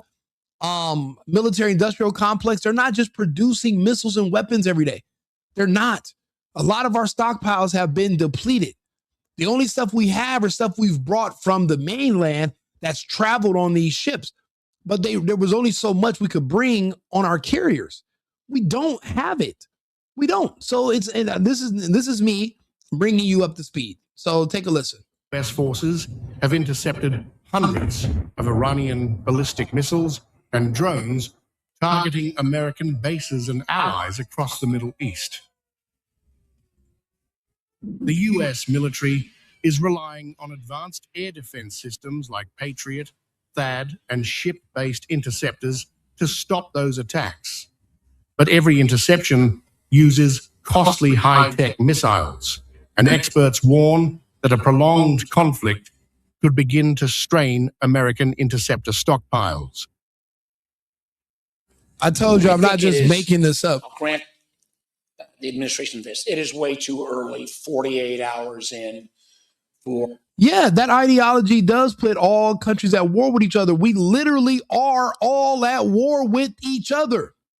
If you can't keep it, it's not yours. It's the law of the jungle. We are the jungle. We make the laws. The laws are whatever we say they are. There is no power higher than us. And we still play by the rules of the jungle on an international scale. If you can't protect it and you can't keep it, then it's not yours. It's whoever has the strength to take it from you. Period. If a larger country, think about it, when the United States wanted Hawaii, what the fuck could the Hawaiians do? Do you know the story of Hawaii? Do you know the story of Puerto Rico? These are larger countries with larger militaries and weapons and guns, and they came to these smaller places and they say, you now belong to me. Show me your king, show me your queen, show me your princess. Okay, we're going to fuck the princess, we're going to kill her, and we're going to put the king and queen in prison, and there's not a fucking thing you can do about it. This is ours now. That's how it works around the world. This is not new. You just have a normalcy bias because all the dirty work was done before you were born. So as far as you know, it's peaceful. But how do you think we've been here this whole time? Why do you think nobody's running into our country, but we're always running into other people's countries? It's the law of the land. Russia ran into another person's country. They run it. China can go into other people's countries. That's how it goes. We have the strength. Might is right when you're playing by the rules of the jungle. It's only the strong survive. That's how it works. Cost estimates. Clearly, when you combine. Come on, Democrat, you love pedophiles. You protect pedophiles. So if you're here to compliment Trump by calling him a pedophile, go compliment him somewhere else. You guys have laws that Democrats passed to protect pedophiles, like Gavin Newsom's law in California, Senate Bill 145. You don't care about pedophiles. You don't care about Trump. You don't care about protecting kids. You guys, they just passed a law where a man who raped 3 different kids and who had 3 life sentences, they're about to let him go in California. They have laws to protect pedophiles. You Democrats are the Epsteins. You're all Epstein. You guys are worse than Epstein. So don't pretend like you care about people being pedophiles. You're a pedophile. You protect pedophiles. You support Democrat policies. You support Gavin Newsom. You want him to be president. After they pass laws to protect pedophiles. Fuck out of here. You guys are clowns. Find the efforts of the amount of munitions that we have spent over the last year attacking the Houthis. Trump's only been president for 14 months? You got to wait on your check. And you know what? You sound like a reparations watermelon warrior. Stop waiting on a check. Go work. If you get a check from Trump for Doge, that's a bonus, but you didn't earn it. No one owes you shit. Go back to work. Go figure it out on your own. Be an adult. Be an American. The amount of munitions that's been spent on other ventures, I think the 7 different military conflicts the president has put America into, our munitions are low. That's public knowledge. It will require additional funding. Funding where we have other domestic needs as well. Secretary of State Marco Rubio has also acknowledged the scale of Iran's missile buildup. Oh, absolutely. I believe they're going to bring it to our soil this time. The only problem is how, well, they've already brought it to our soil. We had a terrorist attack at a club, at a bar that I go to in Austin just a couple of days ago. He walked in, it was a black dude. So that's why you're not going to hear about it on the news, because they protect the blacks.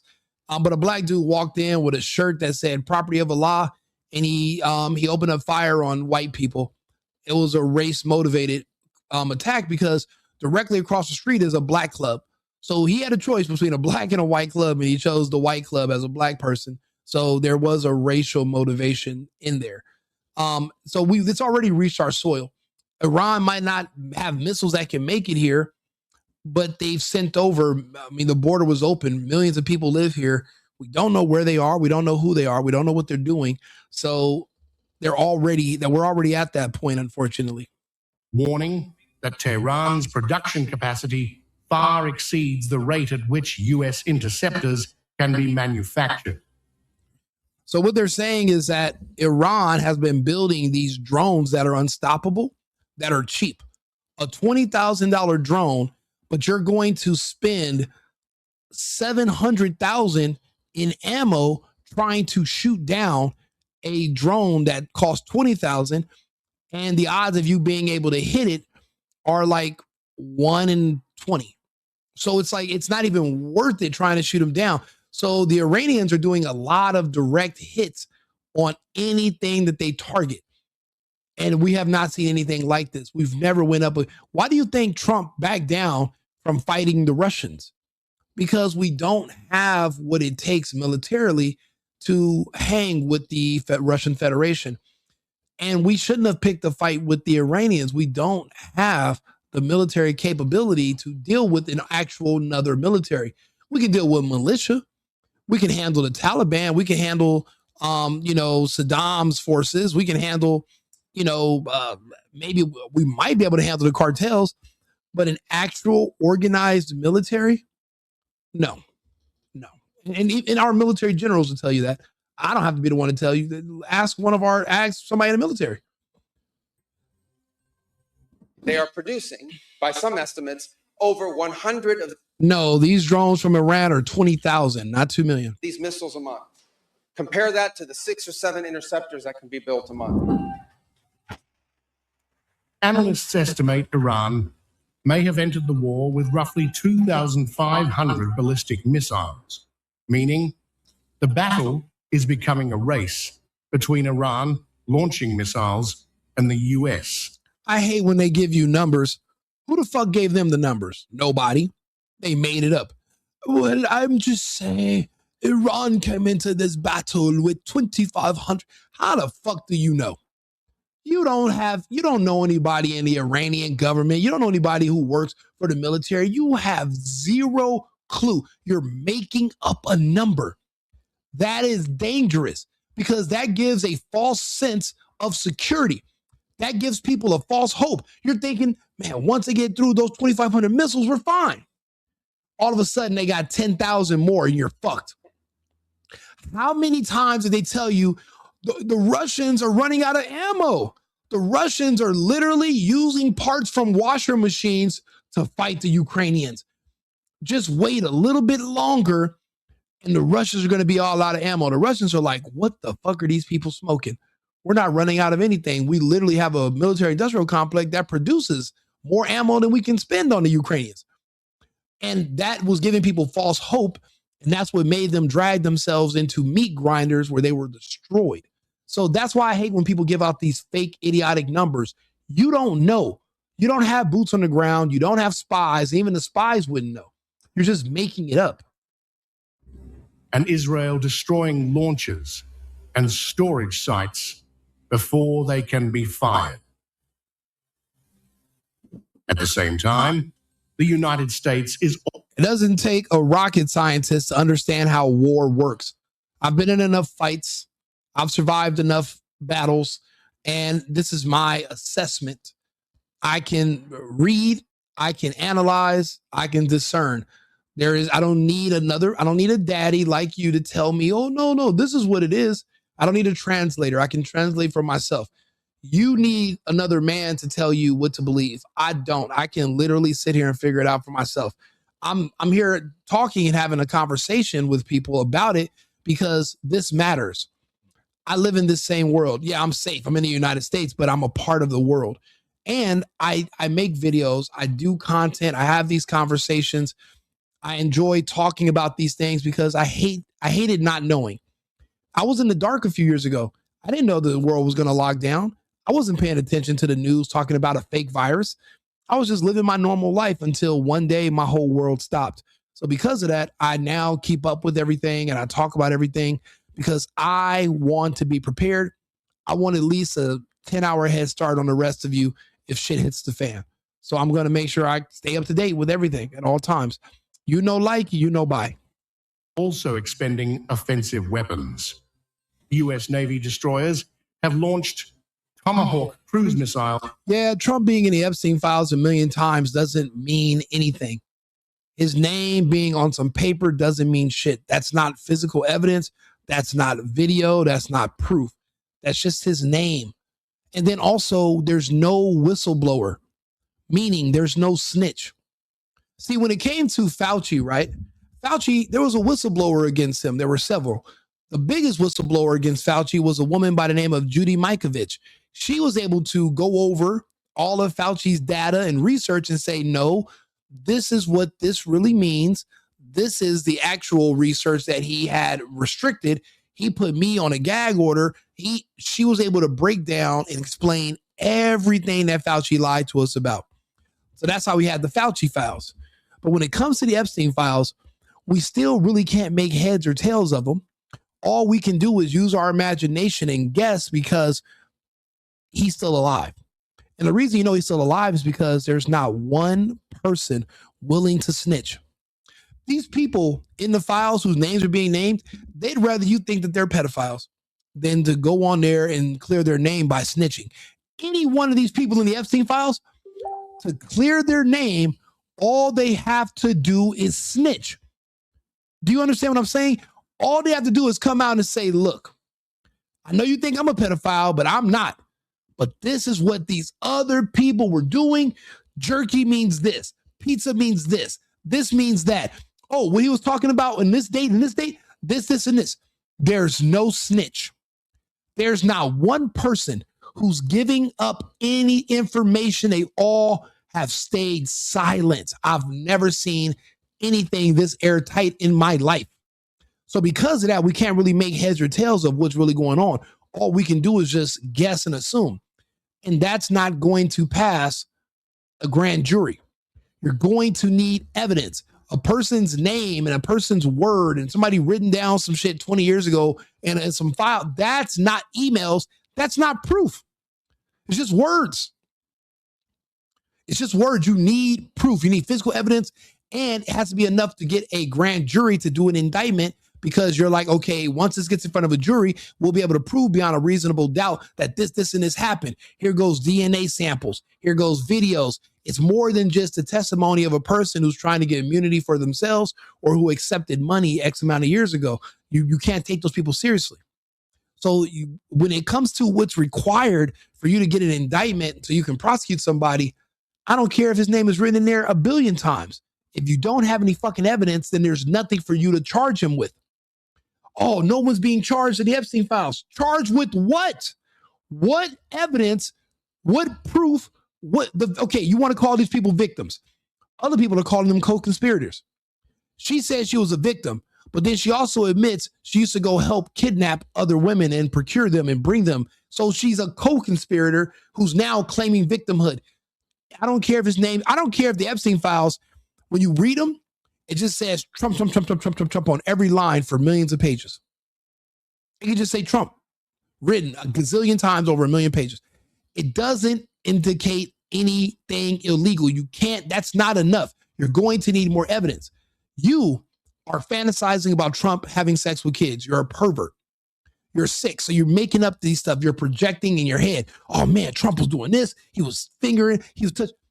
You've seen no videos, you've seen no evidence, you've seen nothing, but you're a pervert. That's all you think about is all this sex stuff with kids because you're mentally fucking ill. So because of that, you're projecting. And I'm like, okay, cool. If you have some evidence against Trump that's saying that he molested kids, why are you holding on to it and watching it every night? That's kid porn. Why don't you just take it to the police station? That's why I say you're sick, because you're claiming that you have this evidence that Trump's a pedophile. Why haven't you given it to the police? You've seen videos of Trump having sex with kids. Why are you watching it? Why aren't you giving it to the police? That's why I can't take you seriously. Why haven't you turned over your evidence about Trump to the police? Why are you telling me? Why are you talking to me about Trump? Why aren't you talking to investigators and saying, hey, these are the tapes I have of Trump with these kids. Look, it's him. And look, he fucked Macaulay Culkin. This is him on the set of Home Alone. Yeah, this is him. And Joe Pesci. They're doing a train on Macaulay. If you have video evidence, if you have physical evidence, you have some DNA, if you have anything besides words that you can give to the police, why are you telling me? Go give it to law enforcement. Against Iranian targets. Weapons that are also considered critical for any future conflict with China. For now, US officials say defenses are holding and the operation is progressing. But if the war drags on... Yeah, fuck the liberals. They don't care. What liberals care? Care about what? What do they care about? They're literally, they have laws that have been put on file that protect pedophiles. The liberals don't give a shit. The liberals are the ones who passed the laws. Gavin Newsom passed a law that made it legal to sodomize kids. And then once you're convicted, you don't have to even register as a sex offender. That's liberal policies. Fuck these liberals. They protect pedophiles. If you pass a law where a pedophile is convicted of having sex with a kid, and the worst thing you can do is put them on a sex offender registry, if you remove that, if you make it so they don't got to register because, well, the kid's gay that he molested and he's gay and it's unfair to gay people, so we're going to pass a law to protect them. If that's your line of thinking, then you're a pervert and you're sick, just like everybody you're accusing Epstein of. You're worse than Epstein. Epstein never passed laws protecting pedophiles. Gavin Newsom and the liberals did. Look right here. Newsom. Okay, how about this? Before you fuckers start talking to me about Epstein, explain this. If one of you liberals can explain this to me, I will talk to you about Trump being a pedophile and in the Epstein files until I'm blue in the face. If one of you can just explain this, then I'll talk to you about Trump in the Epstein files. I will literally talk about till I'm blue in the face, whatever you want to talk about. All you have to do is explain this to me. Explain it. I asked one of my black friends today. He's not really a friend. He's kind of an asshole. I met him in person a couple of times. I could have knocked this shit out, but I kind of was like, let's have a conversation. Let's talk. And he's respectful, but today he kind of sent me some messages. Oh, you don't want to talk about the Epstein files. I talk about them all the fucking time. I talked about the fact that we can't make heads or tails of it because there's no snitch, just like I explained to you guys. And now you guys can explain to others. There's no whistleblower. There's no snitch that's gonna tell us what all these different codes mean. We don't know. But I showed him this picture and I said, hey, explain this to me and I'll agree with you and we'll talk about Trump being a pedophile. You know what he did? He wanted to stop the conversation and move on. He's a piece of shit weirdo too. And so are you. Which one of you can explain to me Senate Bill 145, Newsom signs bill intended to end discrimination against LGBTQP people in sex crime convictions? Why are you trying to basically help or protect people who have been convicted of sex crimes? There's no way you are morally consistent if you're not talking about this law passed by Newsom, but you're talking about the Epstein files and Trump being a pedophile. There's no way you're morally consistent if you're not talking about this more than you're talking about Trump and the files. Can anybody in this live share this with your friend? Share it with your mom. If you guys share this video, I'll end up being one of the largest content creators on YouTube because some of our favorite content creators have died because they took the vaccine. A lot of the people that are pushing the vaccine are also the ones that talk about Trump's a pedophile. So I don't trust anybody that took the vaccine. I just don't. I can't take you seriously. But in this situation, can any of you explain to me? Can any of you explain this to me? Senate Bill 145, Gavin Newsom. Who can talk to me about this? And there goes Cody Phillips. You're changing the subject. That's not the question. He asks, why are we talking about LGBT? Because you guys are calling Trump a pedophile. That's why we're talking about the gays. You're calling Trump one of you, a pedophile, a gay. They're all covered under the LGBTQP elemento. So can somebody explain to me this bill by Gavin Newsom? If you can explain this to me, we can talk about Trump and the Epstein files all night. Talk to me. Think of the children. Oh, the world is a better place without fucking. You want to fuck Charlie Kirk and know the guy? I have no idea. Okay. Can you explain this to me, Grim Morden? Can you explain this to me? Because a lot of you pedophiles hated Charlie Kirk. See, this bill right here was making its way east in the United States. And then Kirk spoke out against it with Trump and it got rejected and it stopped its progression. So a lot of you guys hated Trump and Charlie Kirk because he restricted your access to children. That's the right that they talking about that they lost under Trump is they lost their right to have sexual access to children without going to prison. Under the Biden administration, people were fucking kids and they weren't going to jail. That's racist. I don't give a fuck. Racism makes a lot of sense. I like racist. Read the bill. As a gay person, oh fuck, they automatically have to register as a sex offender. Yeah, that's what happens when you're convicted of a fucking sex crime, you pervert. P. Diddy files. Yeah, explain this Newsom file, and then we'll talk about the Epstein files. You're I don't even know what that means. I don't know what is a bigot. I have no idea, but I mean, thank you. I like compliments. Racist, bigot, those all mean that I have really good pattern recognition skills. So thank you. I appreciate it. The truth. Yes, it is. Wow. Facts. You know what? I'm really liking my audience. I like the people that are in this chat. I like you guys individually. I like that you guys are sitting here talking to me. Because sometimes you don't know if you're going crazy because a bunch of gay people that get in here and they'll start talking about how they're pedophiles and how they're gays and they like kids and I'm wrong for saying that you shouldn't have sex with kids. And I'll start thinking, am I the one? Am I crazy? Am I the weird one or are they the weird ones? Or am I, wait, which? Because you start thinking that maybe I'm not the norm. Maybe pedophiles are the norm. Maybe I'm a relic. I'm a dinosaur.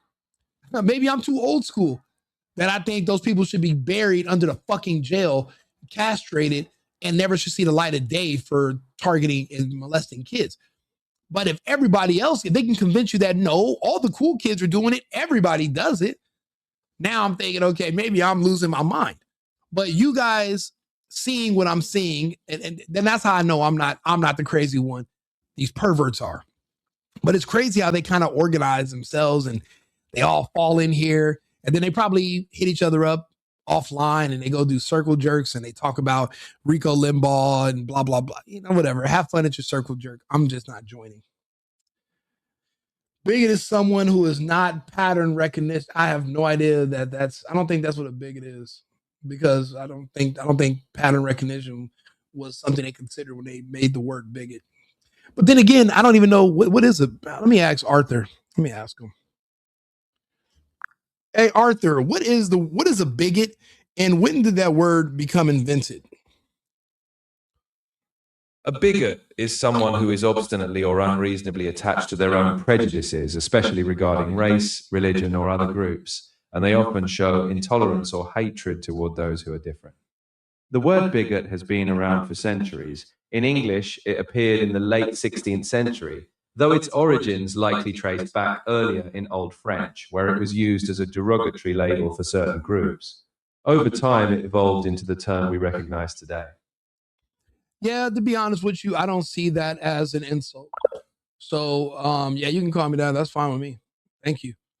I don't see that as being an insult. Holding on to my predetermined biases about certain groups or religions or races of people. Fuck yeah. I think a lot of you people, based on your race and your religious background and your countries of origin, I think you guys are fucked up. I think you guys are sick. I don't live around black people because they have a lot of fucked up tendencies. They have no religion. They don't believe life has value. They steal and murder each other for fun, and then they make dances and rap songs about it. That's fine. I hold on to my prejudices about certain people because I'm trying to stay alive.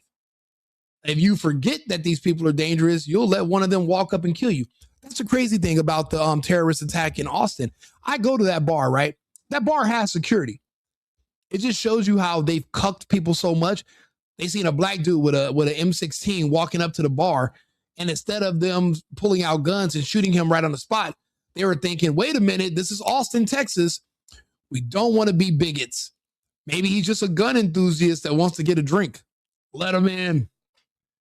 Instead of fucking blowing this guy to fucking smithereens, soon as they seen him walk, he didn't run. He walked up to the bar.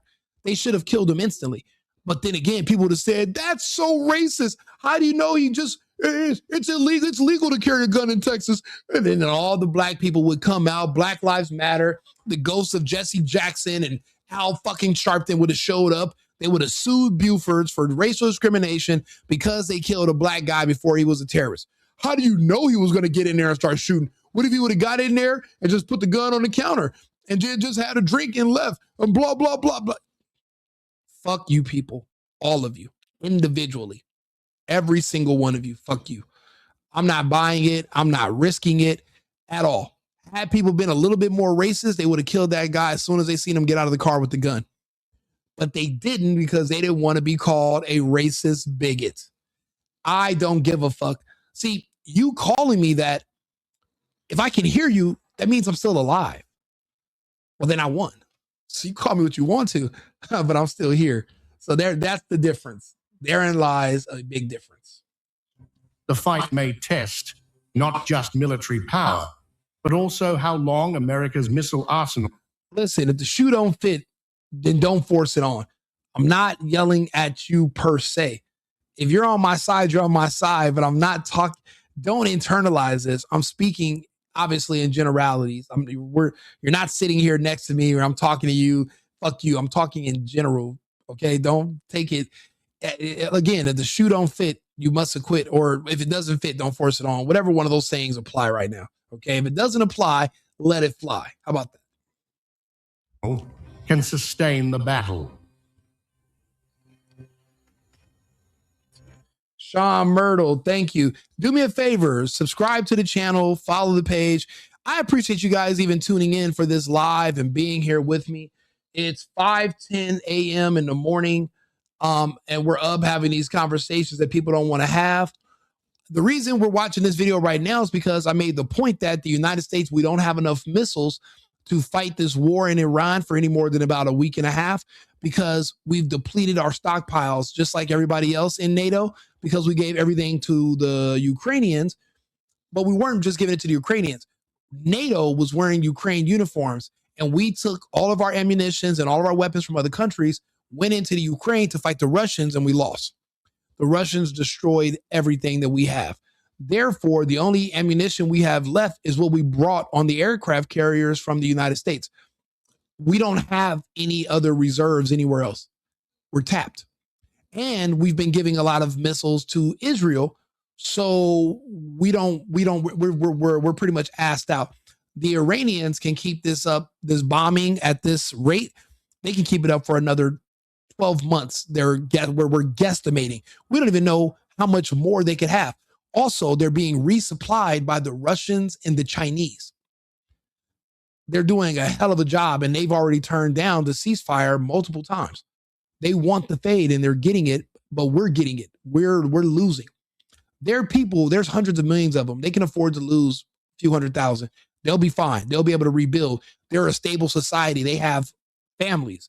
See, when you're in a society where men have wives and children to fight for and to live for, then they're also willing to die for them, and they're going to want to protect them.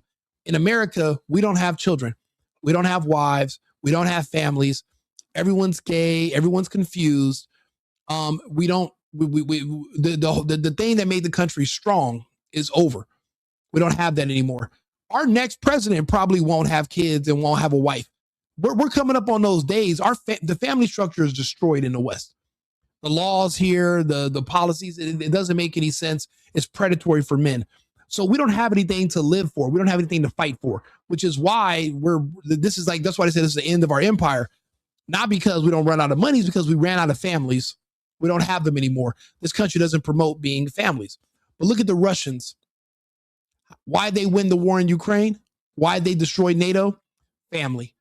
They have men that are fighting to the death on the front lines because they have a wife and kids at home that they got to protect. And they know if they would have lost that war in the Ukraine to NATO, NATO was going to go into Russia, destroy the country, divide it up, and sell it off the way they did Libya and with the African slaves. They would have did the same thing to Russia, like they've done every other country we've invaded and destroyed. So the Russians are like, my kids and my wife are going to die. I'm going to fight to the death. We don't have that motivation here in the United States no more. All of the people in our ground forces, in our army, there are a lot of gay black kids. That's it. All the white kids, they left when they were trying to do the forced vaccine mandate. That's unconstitutional. But the black kids don't give a fuck about the Constitution. They just wanted a check so they can get a Camaro, and they're gay anyway, so they just stayed there and got the money and robbed the government. We don't have ground forces anymore. We have nothing to live for. We have nothing to fight for. But these other countries like Iran, like China, like Russia, they have plenty. Why do you think the UK's military is so fucking weak, and the Canadians and the Australians?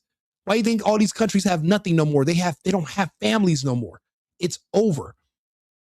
It's over in the West. Why do you think they have to import people from the third world? Because the third world people have families, and they have kids, and they have people.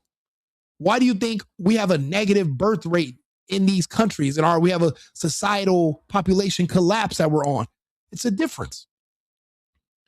That's what makes Iran stronger than us. Not that they have more weapons or better soldiers, but they have families. They have something for their men to look forward to going home to.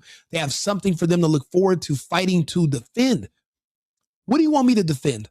Drag queen story hour? You want me to grab a gun, go to the other side of the world, and you want me to be having shootouts with motherfuckers dressed like Aladdin with open-toe sandals, and then when I stop and I'm laying in the trenches and I'm being showered with fucking shell casings, and it's cold, and I'm tired, and I start thinking about back home, and I'm just imagining all the fucking drag queens on stage twerking in front of kindergartners, and that's supposed to motivate me to want to go out there and fucking get on the front lines. Yeah, go fuck yourself. Definitely not a motivating force at all. There's nothing for us to protect here in the West. And once that becomes mainstream, because if we don't do something about this gay problem and this black problem in the US, once people figure that out, we don't have nothing. There's nothing for us to talk about here. There's nothing left for us to protect. No one's willing to die to protect evil black people that are driving around killing each other and destroying our economies. And there's and what, a bunch of gay men dressed up as women that are molesting kids in school, and the counselors and the principals are running cover. You want me to go out and defend this? Blacks and gays, that's what you want me to fight to defend? You want me to die and lose my arm and my leg and IUDs and stepping on landmines? You want me to go out there and risk my life for blacks so they can go shoplift, and for a bunch of gays so they can molest kids wearing wigs and all this fucking makeup? That's what I'm supposed to be motivated. That's what I'm supposed to be like. I want to protect that back home. That's it. We don't have shit. We're cooked. We're cooked. Barron's cooked. Why would Barron go over there to defend blacks and drag queens? Why would Barron go? It doesn't make any sense. No, I don't support Israel. Fuck Israel. Fuck Netanyahu. Why would I support? What is there to support? What's good about them? What have they done for us? I don't support anybody that doesn't do anything for us. No, of course not. Blacks are only a problem because of the rap culture. It doesn't matter what they're a problem, period. They don't believe in families. They don't believe in work. They believe that they're victims. They're literally destroying our country with the word racism and oppression every single day while begging us to take care of them. It's a problem. It's a problem. Black culture is erasing American culture. That's why the women here don't want to be mothers, and because black culture is anti-family, anti-American, anti-human. They do abortion. That's why our country, not the black people per se, they're only 9% of the population now. It's their culture has erased American culture, which was pro-family, pro-country, pro-flag, we don't have any of that anymore. You got to go into the heartland somewhere, places where there aren't that many black people. But then there are people there that black culture is spread like a mind virus. It's poison, but it's spread through music, rap music, which is in English. So you can hear it, you can understand it. Other countries are immune to it because they don't speak English. But if these rap lyrics were translated into their language, it'll destroy their societies too. Yeah, no, Barron wouldn't qualify for this. Why would he? There's nothing on there. MAGA's on Grindr. Okay, Grindr. A lot of people are on Grindr. What does that got to do with anything? Yeah, gays are the problem, Cody, and you'll figure it out. No drag queens were caught molesting. Everybody on Epstein Island is a drag queen. All those, are you retarded? Bill Clinton dressed up in drag. There's pictures of him wearing dresses. Epstein, crossdresser. Klaus Schwab, crossdresser. Yuval Noel Harari, crossdresser. Emmanuel Macron, crossdresser. Big Mike, Michelle Obama, crossdresser. Michael Robinson, crossdresser.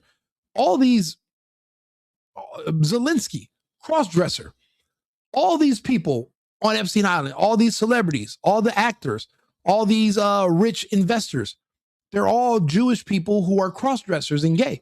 What are you talking about? They're all crossdressers. They're all gay. They're all gay. All of them. That's the whole thing about Epstein Island. That's what made it a scandal. And they were there just meeting other single people and it was all heterosexual sex. It wouldn't be a scandal. The scandal is the gay part, not just the young part, the gay stuff, the cross-dressing stuff. That's the part that makes it a scandal. Why do I got to tell you? You guys don't know this already? Like, nobody knows this? Why am I the only one that has to tell you all this? Why am I the only one that had to tell you that we ran out of ammunition because we gave everything to the Ukraine and we gave everything else to Israel? We don't have a production facility creating bombs every day. Why? You should know this. If you don't, listen, this is why it's important that you follow my channel. I do these videos during the day. I do them at night. I'm up all night making these videos. I literally go to bed sometimes 7 in the afternoon, 6 in the afternoon, once I'm done with my work. And then I wake up at midnight just so I can come sitting here and talk to you guys for 4 hours, 5 hours, 6 hours. We go over all these topics because a lot of your other creators aren't making content anymore because they're sick. A lot of them have cancer. A lot of them are dealing with blood clots. They have other exotic diseases from the vaccine. So they're sick and they don't want to tell you because there's people like me that are going to say, I told you so, because I was on the front lines begging and fighting people not to take those shots. So I'm going to be able to say, I told you so. Like my friends in LA, all my, like Ray J and all my other friends, they're all sick from the vaccine and they're dying. And I'm the one that will tell you, I told you so. And they've admitted to me the reason, and they've had these cancer diagnoses ever since 2022. They just didn't want to tell me they got it right after they took the shot because I was going to say, I told you so. So there's a big gap in information and in creators. So I'm here because more and more people are leaving the space because they're dying. I hope that makes sense to you guys. So follow my channel. Keep up with me. I might not necessarily be the happiest person or the most convincing, but you can fact check me and we can have a conversation about it. That's the best I can offer you. What's going to happen, bro? If we run out of missiles and China keeps supplying Iran, then we are going to have to concede that we lost. And that's going to be a strategic defeat for the United States. If we want to save face, the best we can do is send in a bunch of gay black kids into the Iran territory, because we have like bullets, but they are going to be executed swiftly. So I think that's what we're going to do. I think we're going to try to get rid of those excess soldiers that have that Marxist mentality. I think they're going to send them into Iran just to be deleted, because we do need to get that ideology out of our military. And there's only one way to do that. You have to destroy it. So you have to destroy the people that are housing that idea. I don't know if you guys were watching TikTok, and these black kids were in the military. They hate the military. They hate the government. They're Marxists. They voted for Kamala. We have to get them out of the military, but you can't legally remove them or fire them. So we're going to have to send them onto the front lines into Iran. And then once they're done, then we're going to come up with we're going to negotiate and we're going to pull out, and then we're going to have to just go lick our wounds and regroup. But we're going to have to look for an excuse. So we have to get that ideology out of our military. So that's what's going to happen. Once we run out of missiles, we're probably going to do boots on the ground, and it's going to be a limited boots on the ground, just a lot of blacks, Marxist kids. We have about 200,000 of them, which make up our ranks. And we'll try to see how many of them we can get rid of before we end the conflict. It's kind of like, you got to look at the glasses half full. There's some benefits to it. We'll get rid of the people that are excess weight, that are weighing us down and are hurting our morale. Because if you're a white kid and you join the military and it's a bunch of gay blacks in there telling you how much they hate the country and how you're a bad person if you love the country, you're going to pervert and you're going to manipulate that kid and turn him against his own country. So we can't separate them because that's segregation. So we have to send them somewhere that we can get rid of them. I'm just telling you the future. That's what's coming. And that's why I'm justifying what's going to happen. Yeah, and you can call it racist if you want to. It doesn't matter what you call it. It is what it is. Those soldiers are going to be gone. I just took a look. These are the soldiers that just died. I can prove to you that what I'm saying is correct, right? Let me show you what the soldiers who were killed today. I'm going to show you what the 3 soldiers look like. And you tell me if you see a pattern. Let's see if you see a pattern.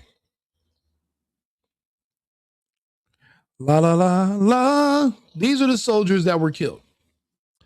What are the odds that so basically 80% of the soldiers that they're reporting are dead happen to be from a small 9% of the population? What are the odds of that? These kids are gays. They're Marxists. They voted for Kamala. They hate the government. They're not patriots. They signed up to get a check so they can buy a Camaro. They're going to send the rest of them that are just like them, they're going to send them into the meat grinder because they're hurting the morale of the military. The gays were destroying the morale, but we could legally excise them and purge them from the military ranks. It's difficult when it's blacks. Even if they're gay, it makes it difficult because they're not trans. So you're not going to be able to prove mental illness. Believing in racism is a mental illness, in my opinion, but it's not a recognized mental illness like gender dysphoria. Therefore, you're going to have to send them into the front lines to be liquidated. And then that way you can save our military in the future. Trust me, I don't like it no more than you do, but it is what it is. There's a lot of things in this world I don't like. There's a lot of things in life I don't like. But it is what it is, you know. Good idea. Yeah, I mean, it's the greater good. It's a bad idea individually for those people, but it serves a purpose for the greater good. It has to be done. Doesn't have a choice. Like I said, I'm Cuban. They're starving out the communists in Cuba. And they're going to get so desperate that the communists they're going to die from starvation. And the Cuban people are going to be on their last thumb. And then the Americans are going to come in, save them. And that ideology is going to die out with the people who starve to death.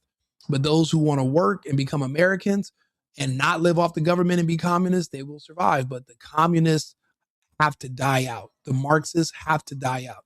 So that's why Cuba's being starved. It's the same thing that's going to happen everywhere. It has to. Thanks for the info. Very creative thoughts. More on the vaccines. I have millions of thoughts on the vaccine. I can explain everything about them to you and about the campaign. Pretty much my focus is all the events from 2020 until today. So I'm actually a specialist in the subject because it's all I've studied. I keep track of all the deaths. I keep track of all the mandates. I keep track of the ingredients, the writings. I follow the ICANN network with Del Bigtree, RFK, even before it was all a big thing. I was there.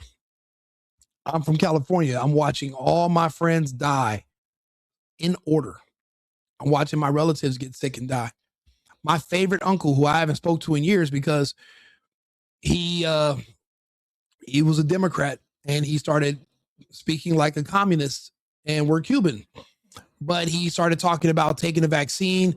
They created a rule where we weren't doing family dinners together on Sunday if you didn't take the shot. That divided my family. So the conservatives said, we won't ever come over here and eat again. If you're going to try to make us take a poison injection just to come over for family dinner, we will have our own separate family dinners elsewhere. So one half of the family decided they're going to go ahead and be communists, go take these injections and trust people who they said are racist. The rest of us who are of sound mind and body decided not to, went our own separate way. And then I find out that no one's been telling me that my uncles and my other relatives have been having strokes, seizures, heart attacks. They've been dying, but no one wants to hear me say, I told you so. So they haven't been telling us. So today, one of my relatives broke the ranks, called my aunt on this side, on the conservative side. She told her sons, they called me and told me the news. And they want me to come back to California because they're saying he might not even remember you no more. His wife might not. They're all going through a bunch of health shit all of a sudden out of the blue. While the rest of us are all just normal. Everything's just fine. So I'm dealing with it also. I'm not speaking based on other people. I'm speaking out of personal experience as well. The difference is with me, I'm pragmatic and I keep track. I removed all emotion. I look at this scientifically. I understand the goals of the vaccine. I understand why it was necessary. I do understand why Bill Gates and Epstein developed it. I read the emails. That's in the Epstein files. Bill Gates asked Epstein, what are we going to do about the poor people? How do we get rid of all these poor people? Poor people is a code word for black people. Everyone knows that. They wanted to figure out how to get rid of the black people. They came up with a injection that was testosterone reactive. Blacks have the highest testosterone out of all humans. They figured you couldn't just make one race-based weapon because we're all mixed up. So you would have to just look for a commonly shared characteristic amongst those in your target demographic. And that was testosterone. And that's why you see all your favorite athletes and rappers and actors and blacks. They're all just dying. There are non-blacks that are dying, but they are ones who are bodybuilders and athletes, and they do things. They take testosterone so they can kind of get that black body build. They create the conditions inside their body that mimic that of a black person, and it's killing them because they have the injection in them also. But those who don't work out a lot and their testosterone levels are normal, they're not elevated like black people, they're surviving the vaccine longer. I did all the research so you don't have to. Even if you don't like it, you can just listen. You don't have to reject it. the reality is what it is, regardless if you reject it or not. It is what it is. You'll figure it out eventually and you'll come back. Everybody does. Everybody hears what I have to say. It hurts their feeling. It hurts their heart, but it entices their mind. They think about it. They sleep on it. And then they eventually find their way back. And then we start our conversation from then. There's really no rush. It's not your fault you didn't know. I was in the middle of it. I lived in downtown Los Angeles the first day of lockdown. A busy American city, one of the busiest in the country, 10 million people in my city. And it looked like the movie I Am Legend. And I was the only one walking around outside, me and my girlfriends, riding scooters in the middle of the street on a Saturday night. And I'm wondering, where the fuck is everybody else? Then I see people at 7 o'clock banging pots and pans out their fucking windows, pretending that the air outside is different than the air that's being sucked in by their air conditioner and spreading around their house. And then that's when I realized there's a lot of fucking idiots out there who would literally water their grass with Gatorade if we let them. Yeah. Yeah, if I was a gay or trans person, a camp would have been the best place for them to put me. Same as in the Reich, but I'm not. Cuba doesn't want to be in this world, doesn't want to be communist. It doesn't matter if they want to be communist. We cannot have them being communist in our hemisphere anymore. We just can't do it. We have principles and standards now to live in this side of the world. You're not going to be able to sell fentanyl to Americans. You're not going to be able to be communist anymore if you want to live in our hemisphere. Now, instead of dying, fighting us, you're more than welcome to move to Europe or move to China. But you're not going to be able to live in the Western hemisphere. And this is our hemisphere. From Greenland to Argentina, this is our hemisphere. You're not going to be able to sell fentanyl and kill Americans, and you're not going to be able to be a communist in our hemisphere anymore. That's over. Israel joins with aggression. Yeah. We don't need the Persians to be free. They're already free. What you're asking for is the women want to be free. The women want sexual liberation. And that will be the end of their society. We can't have that. That's why a lot of the women who are not vocal before, they're speaking out against it. They're going to have to find all the gay women all over every corner of Iran, and they're going to have to liquidate them all if they want to save their society. You can't let that cancer fester. Those gay women begged the Americans to come over here and kill Khomeini, and you can't allow that. You can't. You got to get rid of them. So that's what's going to happen to the gays in Iran. But now, since you're seeing that they helped start a war by enticing another foreign government to come attack people in their own country just so that they can be gay. Now I'm understanding why they do this to gay people. They're dangerous. They literally, just because these women want to be gay, they beg the Americans to come over and kill their leaders. And the Americans actually did it. Because pushing this gay ideology and having pride parades for some weird reason is a fucking huge priority for the United States, which is disgusting. Acceptable casualties, yes. And you're Cuban. Well, I'm an American. I haven't been Cuban in a long time. I live in the United States. If I wanted to be Cuban that bad, I'd be back in Cienfuegos. But I am not. I'm here in the United States. So whatever that means. They're getting rid of the black men in the military. Not just the men, but they're also getting rid of the women. And they're going to send them into harm's way. And they're going to be liquidated because they have to get rid of that Marxist ideology. And it's not something you can talk out of the blacks.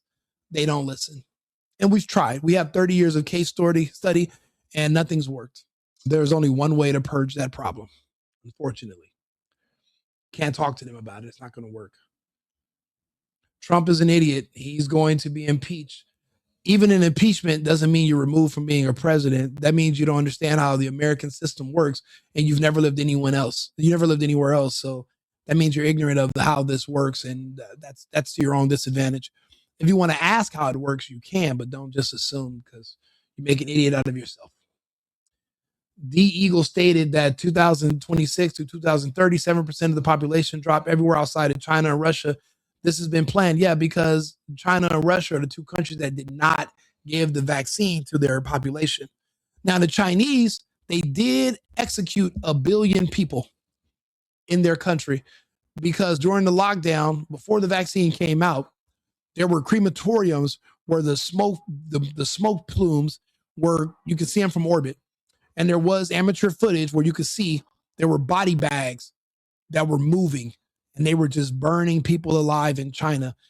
And the rough estimates from people in China who have spoken out and whistleblowers was that they probably killed 1 billion people in China.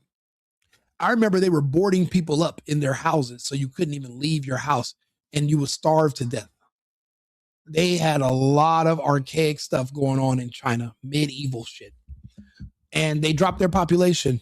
And the rest of us that took the vaccine, we're watching our populations drop heavily. So it's happening. The way I see it, racism is the way it is. Absolutely. Yeah, until you get the Iraq war vets. Yeah, I mean, think about it. I mean, those war vets, nobody gives a shit about them. And so it's like, why throw your life away on a pointless war? It doesn't make sense. Right wing don't want to be left gone. Some people have sickle cell. Some people do. I believe that's true. I've met people with sickle cell that have died, actually. I'm not far right or left. I believe everyone claiming my representation without my consent is a criminal. I go to my congregation and tell my congressman to his face, you should, but your congressman doesn't work for you.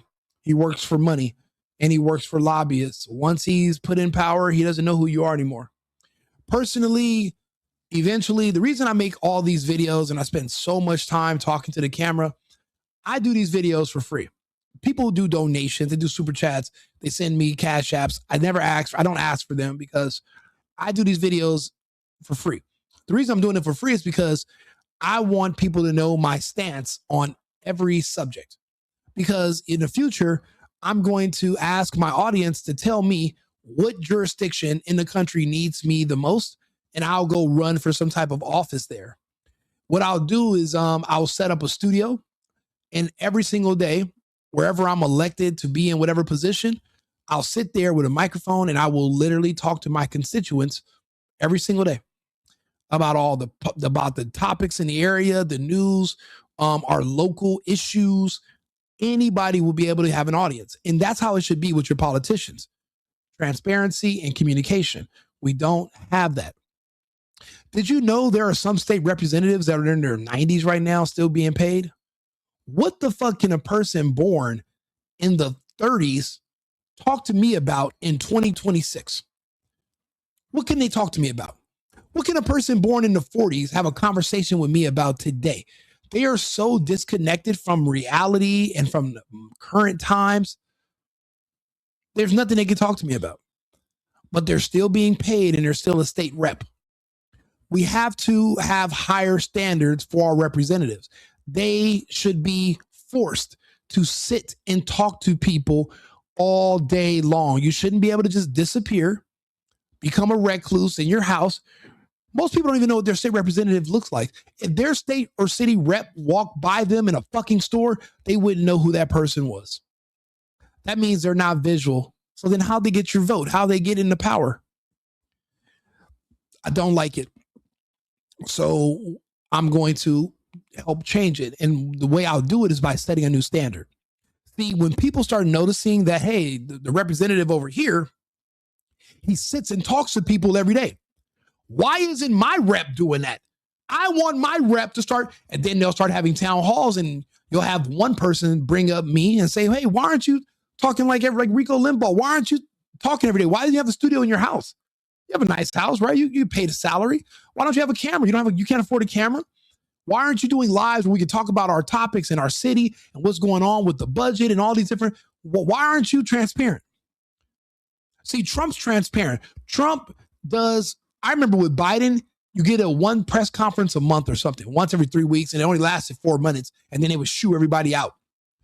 With Trump, even when we're tired of hearing from the fucker, he's going to talk. Transparency. He's setting a new standard. That's why we noticed, damn, we don't hear from Joe Biden because we were so used to hearing from Trump. So when people get used to hearing from me all the time, they're going to ask their other reps in other parts of the country, why aren't you talking to us like him? Why aren't you talking? I want to talk to you. Why do I got to write you? Oh, do me a favor, write your congressman in 2020 fucking 6. You think I'm about to go home, write a letter, lick it, go buy a fucking stamp? Where the fuck do you even buy stamps? Do mailboxes even exist anymore? I haven't checked my mail in 8 months. I have mail that I'm sure is being sent back, and they're saying, oh, there's an issue because my mailbox is full. But it's not affecting my life because I get all my bills and shit via email. But you want me to go snail mail, lick an envelope, and write my congressman. My congressman should have a forum where there's a live that I can join and I can talk to the fucker in real time and ask a question. Of course, you're going to have staff members that are going to filter out the people before you go up there and talk to them. That would be natural. You can't have somebody get on there and say, hi, Congressman. What I want to say is, fuck her in the pussy. You can't do that. You can't have somebody get up there and they think it's a joke. You're going to need some actual real people who have some serious questions, who are involved in the community, et cetera, or in your city or your state. Depends on what level you are on at that time. You're going to need that. But that's how you change things, is by creating a new standard, a higher standard. So that's what my plans are. And that's why I make all these videos all the time. The world is too small now. The world is too small now, sadly. Yeah, the world is a lot smaller than it used to be. It's a very small world. Society has been gay before. No, not like it is now. Not like, even the gay Romans had wives and kids. So it's nothing like it is now. That's a big difference. No, yeah, another black foreigner committed those heinous crimes. And unfortunately, blacks who were born here who are not Americans. See, a lot of you blacks, you guys aren't American. You were born in the country. It doesn't make you an American. You hate this country. You refer to yourself as an African American. That's a different country. And and that's not even on your passport. I don't know where the country of African America is. So you're confused. And because of that, you can't really give anybody any advice. You're not in a position to do so. Trump is the one who bombed Iran. I never said he didn't. So stop saying America went into some gay woman. Trump did it. What are you talking about? I didn't say that. Most Americans you call idiots disagree with you. That's not true. A lot of people agree with me. I don't call them all idiots. The ones I call idiots are the ones who will literally look at something and ignore it. I'll give you an example. I asked you to look at this and explain it to me. The fact that you can't means you're an idiot. So, Stephen Bagby, not you per se, because I don't think you're an idiot. I think you can look at this and explain to me what I'm reading. Newsom signs bill intended to end discrimination against LGBTQ people in sex crime convictions.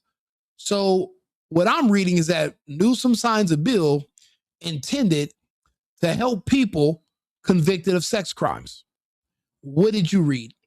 If you can type this in my chat, but you can't respond to this question, that makes you an idiot. If you can talk about Trump being a pedophile, but you don't want to talk about laws to protect pedophiles, that's what makes you an idiot, because you would be morally inconsistent and your outrage would be selective, which is a problem for me. But I don't think that that's you, Stephen. I don't think that's you.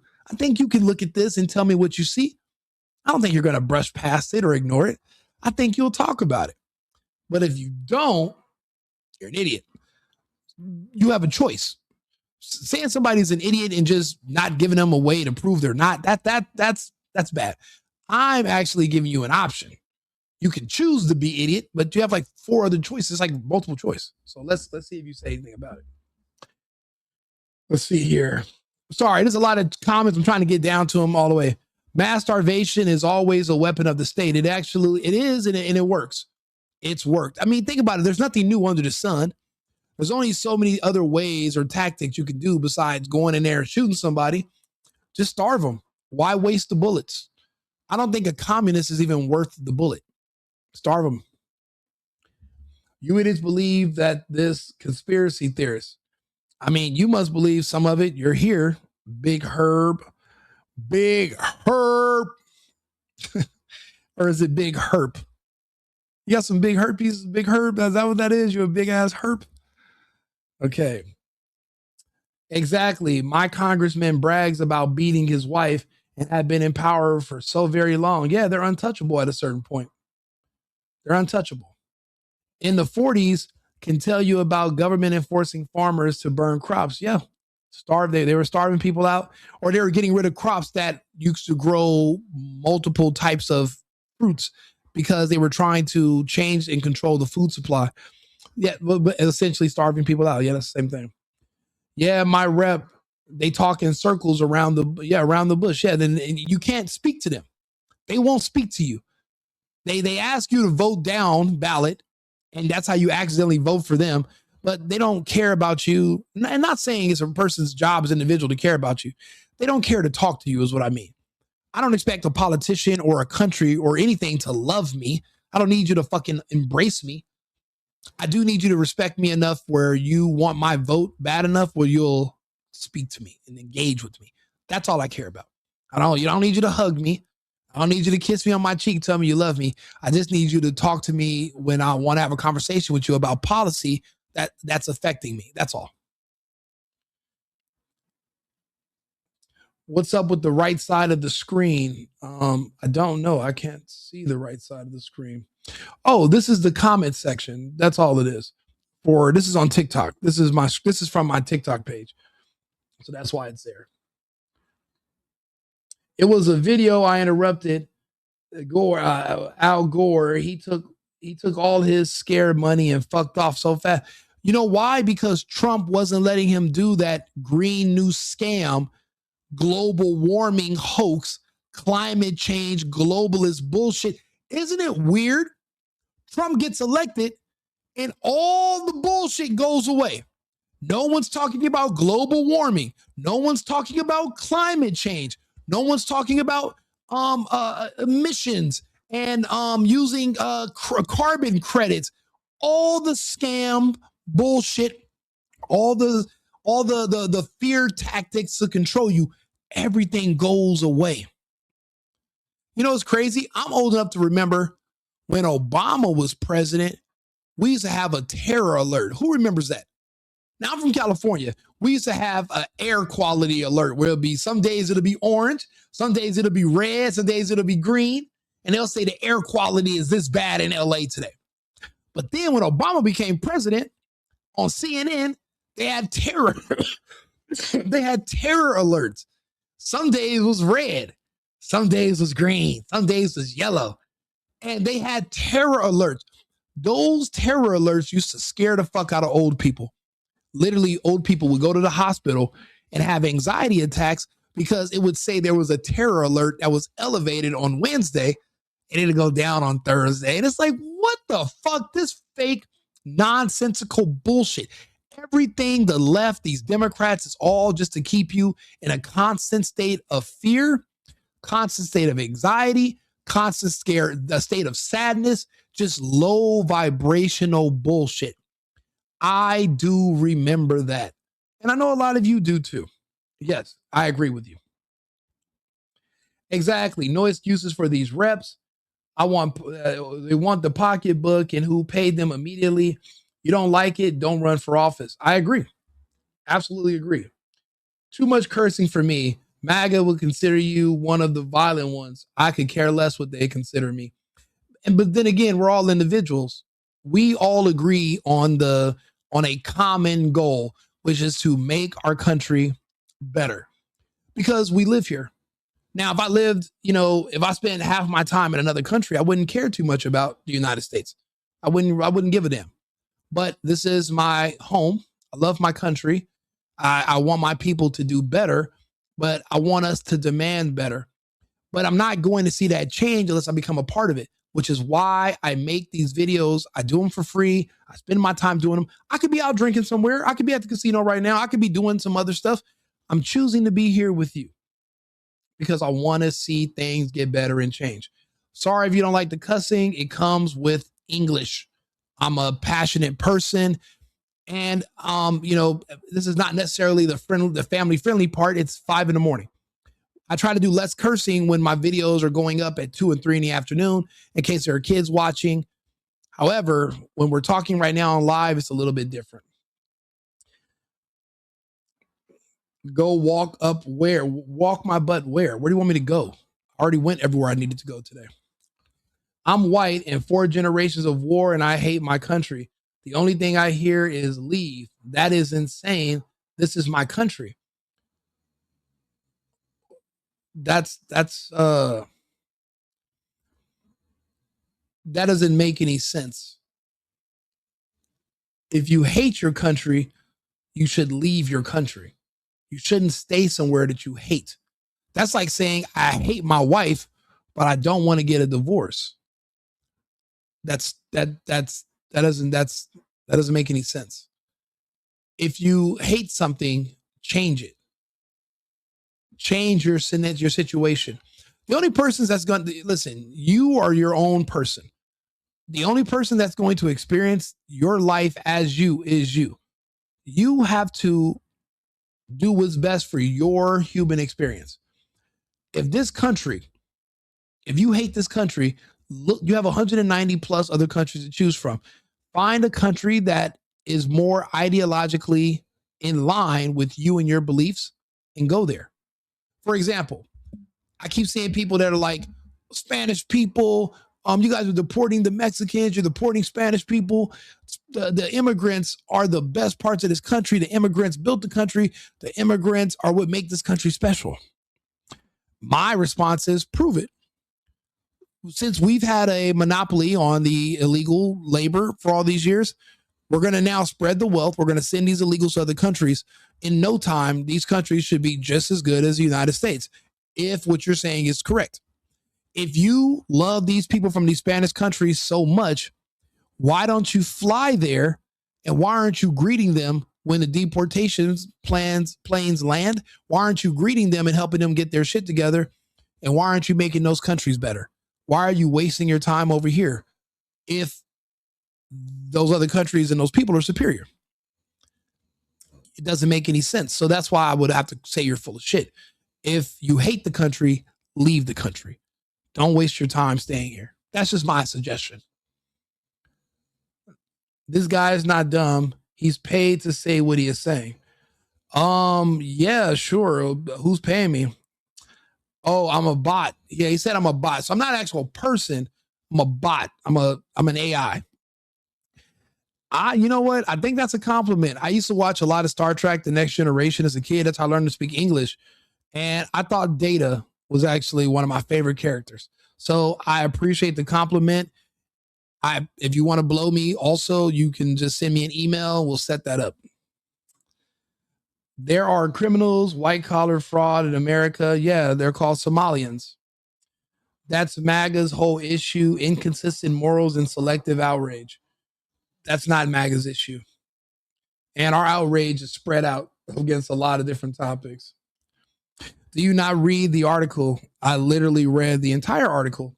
Do you want to discuss it? If you do, Mr. Mullet, Unicorn Mullet, then I can bring you up, or you can type in the chat what you read from the article and you can explain it to me. I read the article. He signed a bill that prohibits discrimination against people who are 18 and slept with 17-year-olds. It has to do with age clusters. That is incorrect. Because if that was the case, then it wouldn't be because it wouldn't have anything to do with the LGBTQ.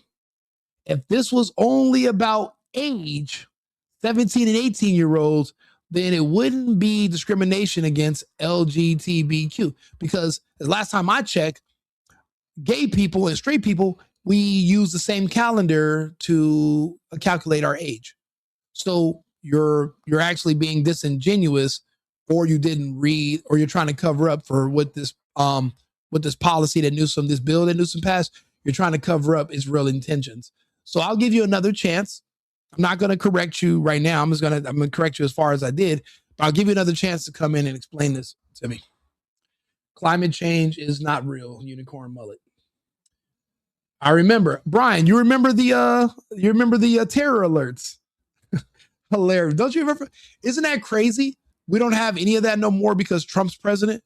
It's like once we have a strong man as a president, we lose the whole spirit of fear. We're not afraid of shit anymore. I'm not scared of nothing. But every day as a Democrat, what was Biden telling you? My patience is running thin. There's going to be a winter of death. There's going to be a dark winter and everything's going to die. And everybody, it's like, shut your fucking old senile Jim Carrey ass. Shut the hell up, Biden. Liar. Fire Marshal Bill. Lies. To keep you in a constant state of fear. Trump's not keeping us in a constant state of anything. If anything, he's telling us jokes, even when it's not a joking time. He's still cracking fucking jokes. Where's the fear? Maybe there's nothing to fear besides fear itself. Well, I was able to read enough that I could read you the word Newsom. I read that. So maybe you're right. Maybe I am an illiterate. Maybe I am just like you. You've never seen me read an article. You never see me read a speech because I can't read. I'm just like you. Matt reviews too. I am an idiot like you. I cannot read because I got a 960 SAT. Even though you get an 880 for spelling your name correctly, I'm just an idiot like you. Does that make you feel better? You feel connected to Gavin? You like my Gavin impression? Good for you, fucking weirdo. At who cost will America get better? I guess it's going to cost us our own time. And it's basically we're the Americans. We only have to deal with the Americans. We're marooned on a continent pretty much alone. We have two large oceans. We have a southern border that's no longer porous. We have a northern border. So we're pretty much isolated. So whatever we do here in America is going to be at our own expense. Global domination eliminates American stability. That is true, which is why we are against globalism. That's why America we're not the Canadians, we're not the Europeans. We are not going to fall to globalism where we listen to their predictions of doom and gloom. Like Trump said, America will remain in the hands of patriots and nationalists. I am a nationalist, patriot, conservative. A Republican's not really a thing. That's uniparty talk. We're a hybrid, but we're something greater. But I'm a nationalist. I believe in the country. It's America first, and it's America only when it comes to my opinion. Let's see here. And in America, I can stay and speak out about what needs to change. I can stay and say I hate it. You can do it, but it's not good for your own personal sanity. If you hate, you must not hate it, or you wouldn't be here. That's like going to a restaurant and you're saying they just gave me a burger, but the meat is made of dog shit, and they put 2 buns around it with lettuce, but it's actual animal feces. I'm gonna stay here and eat this dog shit because I have a right to do so because I'm an American and I believe in freedom and I can speak out against the dog shit patty. I'm eating feces, but I'm gonna eat the feces. If you don't like the feces and it's that bad, go eat at another restaurant. Go somewhere else. Why would you stay here just to complain about it? Don't complain, change. That's what women do. Don't be a woman, be a man. Change your scenario. Don't just sit around and cry about it. Do something about it. Like leave. Complaining about a policy is not hating the country. You haven't complained about a policy. And I never said it was hating the country. The man literally said, I hate the country. That's not him complaining about the policy. That's him saying, I hate the country. Well, if you hate the country, go live somewhere else. That was my suggestion, Truckin. Data was legit. Bro, he was a hell of a character. I mean, that was they gave us one of the most amazing television series in human civilization. Star Trek: The Next Generation. Jean-Luc Picard, Riker, Data. Remember the guy from Reading Rainbow? Geordie LaForge. Yeah, Star Trek: Next Generation was based. Absolutely. You can't say you support freedom and advocate for citizens to leave. That's not true. You can still be free. You have the freedom to leave. America is not the only country that has freedom. we're the only country that has freedom of speech. We're the only country that has a right to bear arms. But if you're a liberal, you don't care about guns and you don't want people to be able to say things you don't like. So you don't care about free speech either. So you being a citizen does not mean you have to be a citizen of the United States. You can be a citizen of a country that you agree with. You don't have to live here. It's not, remember, this is not fascism. You're forced under fascism to stay under fascism. But we can't be fascistic if you have the option to repatriate yourself and go elsewhere. That's my point. And you should be able to agree with that. You're a hypocrite. How? I'm pretty consistent. Trump and Republicans want the guy picking cotton on a farm and he's on his knees for them. What's wrong with picking cotton? What's wrong with working on a farm? It's a hard day's work. And it sounds like a person who's gainfully employed.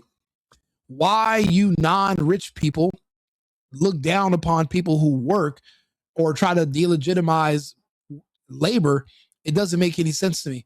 There's nothing wrong with working on a farm and picking cotton. It's gainful employment. You never think you're too good for that. Never think you're above that. You're not. You can't get any dumber than that. That's not oppression, that's work. You can never conflate oppression with work and labor you're being compensated for. That you welfare junkies, you guys have a lot of those same issues. You believe everything should be, you guys are communists. You think everything should be free. The state should solve your problem. The state owes you and you shouldn't have to work for anything. And you want me to use my tax dollars to support your communist utopia that you live in the ghetto. I'm not doing it anymore. I'm actually abstaining from taxes this year. Apparently, we give away too much money in taxes to the point that we can afford sex change surgeries for hamsters who are doing underwater ski exhibits in Cambodia, like weird shit that how can we afford to do that? That means we have too much tax money. So I'm against that too. The point is, why would you? I agree. Fuck the excuses. We know right from wrong. And we've had enough of the creeps and degenerative influences that we're done with it. It's over. And that's why when people in other countries are begging to be gay, I'm like, fuck you. You guys don't know what you're asking for. We have 40 years to see what happens when we give people all the gay rights and all the liberation they want, and they reject it later and they commit suicide and they're sad and depressed and they're alone. Like it's not human. Like I meet these women, they were never intended to be this old with no husband and no kids and no purpose. They were never, you can tell they were never meant to be this age. And now they're just lost. They're just floating around. And now everyone's calling the police on them. And you go watch watch the body cam footage. It's all a bunch of women. They don't have any other male interaction. They got to literally have the police called on them because that's the only man forced to put up with their shit anymore. So yeah, you don't know what you're asking for. And that's why when it comes to women, we have to protect them from themselves, which is pretty much that's been understood for all of human civilization until 30 years ago. Trump got rid of the department that puts on the terror alerts. Yes, he did. And he's an amazing man for doing so. Depender, do you mind giving us, can you mind being more specific? Trump is just as bad, if not worse. Just as bad or if not worse about what? Be more specific if you don't mind. Be more specific. I can say I hate it. I can say whatever the hell I want. Any citizen can. Unicorn mullet, nobody said you can't. What I said is that if you hate it, move somewhere else that you love and enjoy your human experience. Don't sit here and be and filled with hate and anger about your country. Just change the country, drop the citizenship and go live somewhere else. America's not the only country on earth. Go live somewhere else that you're happy. Why live here in complete anger and be disgruntled? Just leave and go somewhere else better. What the hell are you still doing here? Bye. Or you're full of shit and you really love it here and you're just saying that for attention. Either way. Fuck unicorn. Brian, I agree with you. Well, I mean, I don't want to say fuck them. I just say, I disagree with them. I think, you should be a man. As a man, you have a choice on where you want to live. Again, you don't have to eat the hamburger patty, which is really just a compressed piece of dog shit. Like, that's gross. Like, just go eat at another restaurant. You don't have to eat the dog shit.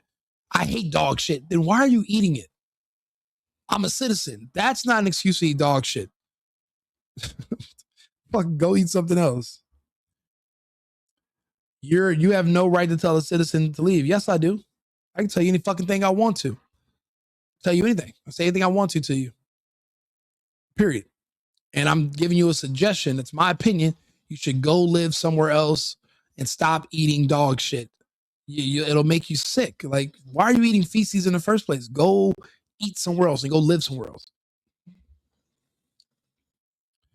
Yes, they are pedo lovers. They're Democrats. Once you tell a citizen to leave, you become un-American. That's not true. You can tell citizens to give up their citizenship and go be a citizen somewhere else. They have citizenship in other countries. If I'm telling you to be a citizen somewhere else, I'm still telling you to be a citizen, just somewhere that you're going to love, not a place that you hate. The Dems are washed up. Yeah. You don't believe in freedom. You believe in complaining. You're the opposite of a free person. You're a slave. You're a mental slave. You don't want to leave the United States because you get welfare. You get housing benefits. You're getting Section 8. You're poor. Because of that, you can't afford to leave the United States. That's why you're here, for the entitlements. But just like any other spoiled piece of shit, you complain about your rich parents who support you. You hate them, but you need them. So that's why you're still here in the United States eating shit patties. It's not because you believe in freedom. It's because you're a dependent. You're not free. You're a slave. As long as the government is supporting you, you're a slave. You're a free man when you're supporting yourself and your family on your own without begging for handouts from the government or from other institutions. When you're an independent person that supports your family, then you're not a slave. Then you're a free man. But you're a dependent. So you're a child. You're a slave. You're not a free person. And you can't ever leave the United States because no one's going to give you free food. So you're here for the peanuts. That's fine. Eat the peanuts. Yeah, it's a lot of parroting and posturing. I agree. Yeah, you can choose. Yeah, you don't got to be, you can't choose where you were born, but you can choose where you reside. You have that choice every single day. You can choose to live here or you can choose to live somewhere else. I've lived in 7 different countries. You can go anywhere you want to. You don't have to live here under Trump and under ICE and under our laws. You can leave. A lot of liberals are going to Canada right now. I support that. I'm with it. Go to Canada. What's wrong with living somewhere that allows you to be as gay as you want? Canada loves the gays. Go live in Canada. You can go up there. I mean, I don't know. I mean, and they will know it's expensive in Canada. They're not going to just let you live for free. You're going to have to pay to play. But if you can't afford to live in the United States and that's why you hate it, then you're definitely not going to have a good time in Canada. So maybe you're right, actually, when it comes to that. Like, I'll give you an example. This is a person who I was just looking at online, and they repatriated themselves to Canada. Where are they? I was just trying to watch a video about this person, and they didn't like the United States no more. They didn't want to be. They hate it here. They hate the country. And what we did was there was a program and a fundraiser, and they paid them to drop their citizenship and move to Canada, which was great for them, which was a good move. I don't understand why you would reject living in another country that you're happier in. So let me see here. I think it was Tim Pool. Tim shared it. Yeah, I want to see here. Tim Pool, Canada. Let's see here. Let's see here. There's a liberal guy. Let's see here. Tim Pool, Canada. Liberal. Let's see. Where is this video? That's the one thing I hate about X. It doesn't index everything in a way that's easy to find. And it's not in chronological order, because this would have been one of his most recent posts. Let's see here. Tim Pool, Liberal Canada, relocated. It's a good post actually. It's funny. Right here. This is good. Building an American, and you're gonna come out a Canadian. I'm gonna go into that building in American, come out in Canadian. Ellen, I'm Bandit. Theodore. All right, big smiles, everyone. Smile here. Hello. How does it feel to be Canadian? This could be you, Mullet. All you have to do is believe and wish upon a star, and maybe Jiminy Cricket and Pinocchio will come and make you a good little boy of wood, and they'll send you to fucking Canada. Feels great. I feel like instantly changed. You know, on the drive home, I was letting everyone in front of me, and then we went to go get lunch. And that's what it means to be a Canadian. You let everybody in front of you. An American would have literally stopped everybody and stayed and took and cut in the line. But he wants to be a Canadian, let everybody in front of him. That's fine. Listen, Mullet, there's life outside of America. All you have to do is just not have to beg the government for money, and you can go live somewhere else. This could be you. Look how happy this fucker is. Look at him, bro. He is elated with his flannel. This could be you, Mullet. This could be you. it was completely crowded, so I was like, I'll come back. And I just, I've fully embraced being a Canadian already. Look at that smile, Mullet. Don't let life pass you by, Mullet. Don't let life pass you by. Don't. Embrace it. Edward Thornton said, that's a false that's a false equivalency. If someone serves you a burger made of dog shit and you can choose not to eat at that restaurant, but a lot of people can't choose just to go to some other country. Yes, they can. You're an American. You can do anything you put your mind to. No one's stopping you from going to another country. Matter of fact, the illegals and the migrants that come to this country, they come here with nothing. So you can go to another country with nothing as well. You can go to another country with nothing and start all over from scratch. The same way other people come here and start over from scratch. You can do it too.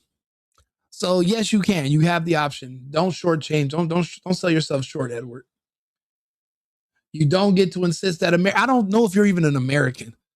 Yeah, you speak English. Yeah, you have some citizenship. Does that make you an American? No, you hate America. You hate this country. You're not no fucking American. You're a leech. You're just another person living here, benefiting off our country, but you're too chicken shit to go somewhere else, but you hate it here and you complain about it here, but you still live here. You're a spoiled kid. You're a leech. You're a dependent. You're a slave. The slaves hate, think about it. The slaves hate America. Black people hate America. They won't go back to Africa. Black people say they're slaves, but they won't leave America. And they say they hate it here. You and the blacks say the same thing. So you're a slave too. You're not a citizen. You're a slave. Yes. Did the 14th Amendment grant citizenship to the slaves? It did. Does that mean that they're proud Americans? It doesn't. You just have citizenship by default, but you're not really an American. You're just a dependent. You're just another slave. So, well, I mean, that's just the facts of it. Newsom was the governor in California that denied reparations. There are no reparations for anybody who was not alive during any period that you're claiming. The people who got reparations for when they put the Japanese in internment camps were the actual people that were in the internment camps. The Jews that got reparations for the Holocaust were the ones who survived the fake or whatever situation that happened over there in Auschwitz. There are no blacks that were slaves 150 years ago who are still alive. There are no reparations coming for you. You can't prove slavery. You can't prove you were ever a slave because you weren't. So because of that, the burden of proof is on you. You don't have it. You can't tell me a story of somebody who might or might not have lived hundreds of years ago that you never met in person and expect me to give you money. That is an asinine idiot. That's a situation where, as politicians, we lie to people to get their votes because they're dumb, because they're poor. Poor people are waiting for somebody to just give them money Why would somebody give a poor person money? Obviously, you're bad with money. No one's going to dig into a piece of their budget and give you a check knowing you're going to misappropriate it. No one's going to do that. But every few years, so that we make sure we keep you on board for your votes, we're going to tell you we're going to open up a commission to study reparations. You're never going to get a penny. You're going to die waiting on it, just like your check for asbestos that you were hoping you were going to get all them years ago.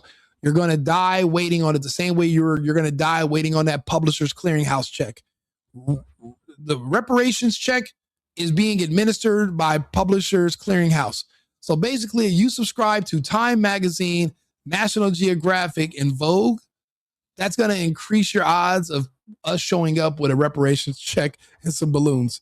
So just keep subscribing, okay, to Vogue and National Geographic and Time, and you might get a reparations check. Just make sure you keep your subscriptions up to date, because if they lapse, then you start all over again from the very beginning of the line of wait for reparations. So don't let it lapse. Keep your subscriptions, okay?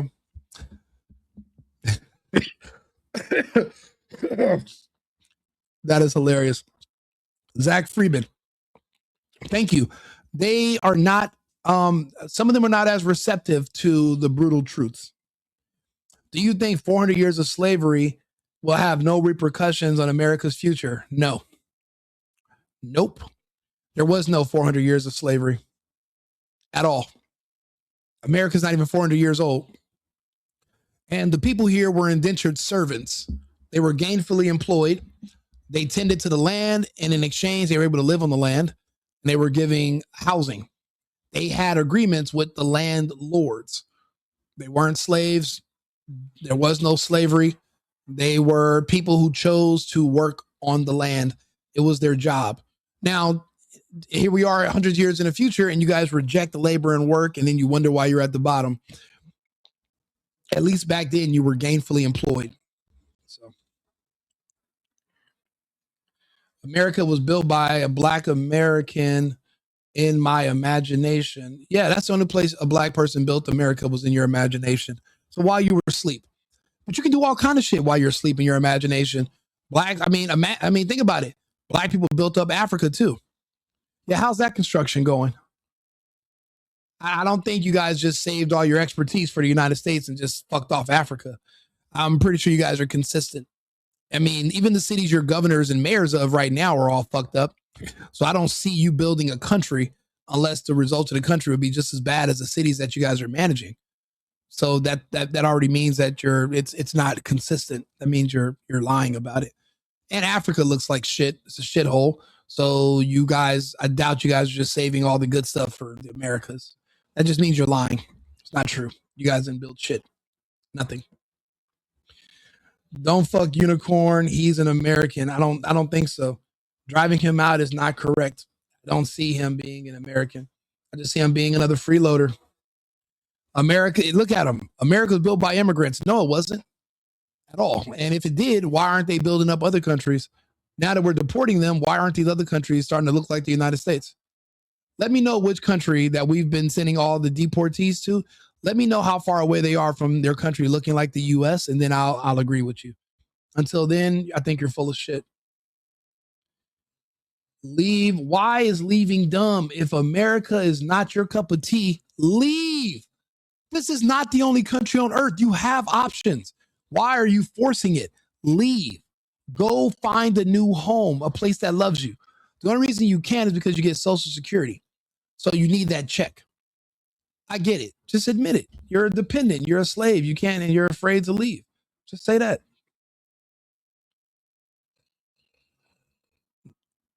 Nothing worse than a black man. I agree. I'm not a black person, so I agree with you. Maybe you're right, Cisco. And you know what? Thank you. I know some white people, and whenever you guys call them supreme, they appreciate it. That. Thank you, Cisco. White people are pretty supreme. So you calling them supreme in my chat, it just validates that they're supreme. So thank you. But then again, it also reinforces that you have a personal inferiority complex that you need to work on, which is sad because you feel somebody else is supreme. So that means you feel that yourself is inferior. And I think you should have a better outlook on yourself, unless you know yourself and you know you're a low life. In that case, then you have every right to feel inferior because you are. If y'all can't get over slavery and stop that, the slavery is over, it didn't happen, then you'd have to get over it. But yeah, that's agree. It's nothing to get over. It never happened. There was no transatlantic slave trade. The movie Roots was fake. It's all just bullshit stories. None of that shit is real. It was all fake. It's a psyop, basically. I'm afraid to be an American anywhere now. I'm a walking embodiment of what's wrong.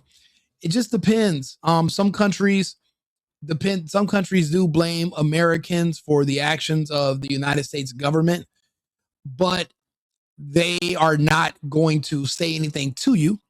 They might be a little rude to you, maybe your waiter if you're in France or something, but other parts of the world, as long as you have money, people are going to shut the fuck up, because as Americans, we're known for being aggressive and we have a history of kicking ass. So a lot of people they're not going to disrespect you to your face or anything, but they might not. I mean, if you ask them, if there's like you guys are in close quarters or something, they might be a little rude to you. I mean, again, I've lived in other parts of the world. I've had these conversations with, people. None of them want to fight me, but then again, they're not dumb. They're just foreigners. So FDT, is that the fire department? Yeah, it's good department. Yes. Did you sign up for Trump's Epstein war? I did not. Unfortunately, I didn't sign up for the Epstein wars. I didn't. But I did tell people, if you keep begging for the Epstein files to be released, then they're going to have to do a distraction, because the Epstein files are the vaccine files. And if you read through all the COVID files, the vaccine files, you would find out that they are really the COVID files. And they specifically made the injections that they're calling vaccines to depopulate the high testosterone black population, which is why you see so many blacks dying from it. And all they're going to do is try to blame Trump on being a racist, eugenicist. And that's why we had to stop all the files from the Epstein files coming out. But you saw in the files, Epstein said, hey, how do we get rid of all these poor black people? And him and Bill Gates figured out a campaign to do so. I remember Bill Gates' wife saying, we need the black people and the Native Americans to take the vaccine first. As a white woman, she's saying, we need the blacks to take it first. And the blacks are so brain dead, they're like, sounds like a good idea to me. And then they did it. So that's on them. Hold up, I'm not married and I don't have kids. I'm also not gay. What is the problem? Well, the culture here in the United States is not conducive to you getting married or having kids at the moment. You would literally have to move to another conservative nation in an attempt to meet a traditional wife so that you can have those things that a human man would want, which is a wife and children. That's only natural. It's hard to have that here in the United States. And it's hard to even move to it's hard to go to another country, meet a better woman and bring her here, because 3 conversations with an American woman and that mind virus that makes these American women, that makes them disqualified, that virus that destroyed her mind, she could spread it to another woman. It's infectious through the English language, and it would turn her against you. I have a friend of mine that I work with, and he has this beautiful wife from Cali, Colombia. And me and him we were at dinner talking a few weeks ago, and he was like, you know what? I love my wife, but he was like, I messed up. And I was like, what do you mean you messed up? He was like, I should have never moved her here, because now that she's here, if she talks to a couple of American women and they tell her that she can sue me and she can take money from me and she can live the same lifestyle she has by having a husband, except she gets to be single, what if she ever wants to take her up on that offer? And I didn't think about that when I moved her here. I should have just married. I should have just been with her there. We could have had a family and a house in Colombia, and I just go back and forth for work. I shouldn't have moved her here, because the culture here in the United States is predatory towards men. And it's now I don't know. I'm gonna wake up one day and she could just want a divorce and take a bunch of my money. And I can completely agree with them, 1,000%. So I'm sure you also are probably in the same situation. It's just so if you do go find a wife and have a family somewhere else, you can bring the kids, just don't bring the woman here and don't officially marry her, because then she can probably have rights to citizenship. But then again, I think Trump shut that down too last year, so you might be okay. There's nothing wrong with supporting Trump's good decision is great, but to drink bodies, what does that mean? I have no idea what that means, but whatever you're doing with Trump is up to you. Ruckus, causing a lot of ruckus. Yes. Unmarried, don't have kids, lesbian. Oh shit, you're a lesbian, mullet? No wonder you're all fucked up. Oh yeah, I'm not gonna argue with you. There's nothing to argue about. You're confused as it is. You don't even know what you're talking. You don't know which way is up. You have there's no point. So that's why you have to understand your audience. Some people are not worth the conversation. They're arguing in circles. You're never gonna be able to have a meeting of the minds. It's not gonna happen. Thank you. You have thank you. You remind me of Samuel L. Jackson in Die Hard 2. Thank you. Yeah, that was a good ass movie. I love Die Hard with Samuel L. Jackson. That was a good one. He's a great actor. Ridiculous. Freedom is great. I agree. I want to go see Japan and pray at beautiful temples. Go hit up Indonesia, pray at some more beautiful temples.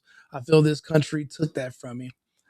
The good thing is this: you can always fly out, go see the world. You can come back, but once you get into these other parts of the world, you might want to stay. Again, I've lived in 7 different countries. I'm back in the US right now for work, but also I'm also pushing the America First agenda. I do love my country. It's just that under Democrats, it was inhospitable. The policies were wrong. The economy was destroyed. The pushing vaccines that gave all my friends and everybody I know cancer and all these diseases, pushing abortions. The country was inhospitable. So I moved somewhere that was safer, that was better. And I came back when I saw that Kamala wasn't going to win. So everybody has a choice on where they decide to, live. Now, if you're a woman and you're gay, you're on Social Security, you don't have a family, you don't have anywhere else to go. Your life is cooked. Might as well just stay where you are and just veg out. If you can choose where you reside, why don't you go to Beverly Hills and see how they welcome you? I live in Beverly Hills, actually. I live in California. I'm in Arizona at the moment, but I still have my place in Los Angeles. I still live in Beverly Hills. It's what's wrong with Beverly Hills? It's not super glamorous. A lot of those houses are old. If you want to know where the ritzy nice parts are to live, it's more so Brentwood. I actually, my family's from an area called Angeles Vista in like Ladera Heights area. I sold my house over in Westchester in LA. And then I moved to downtown Los Angeles, but I still have my mailing address in Beverly Hills. I still have my place that I'm renting out in Beverly Hills. But there's nothing wrong with Beverly Hills. It's just a lot of the properties are dated, and it's also, it's not conveniently located anymore because it's not close to the freeway. When you're living in Los Angeles, the worst thing is when you're fighting traffic on the freeways, and when you exit, now you got to fight street traffic to get to where you want to live. That's why you always want to live close to the freeway. You don't want to sit there and have to drive an extra hour to go 3 miles on the streets into a city. You want to be close to the exit. And that's how we live in California. We're strategic people.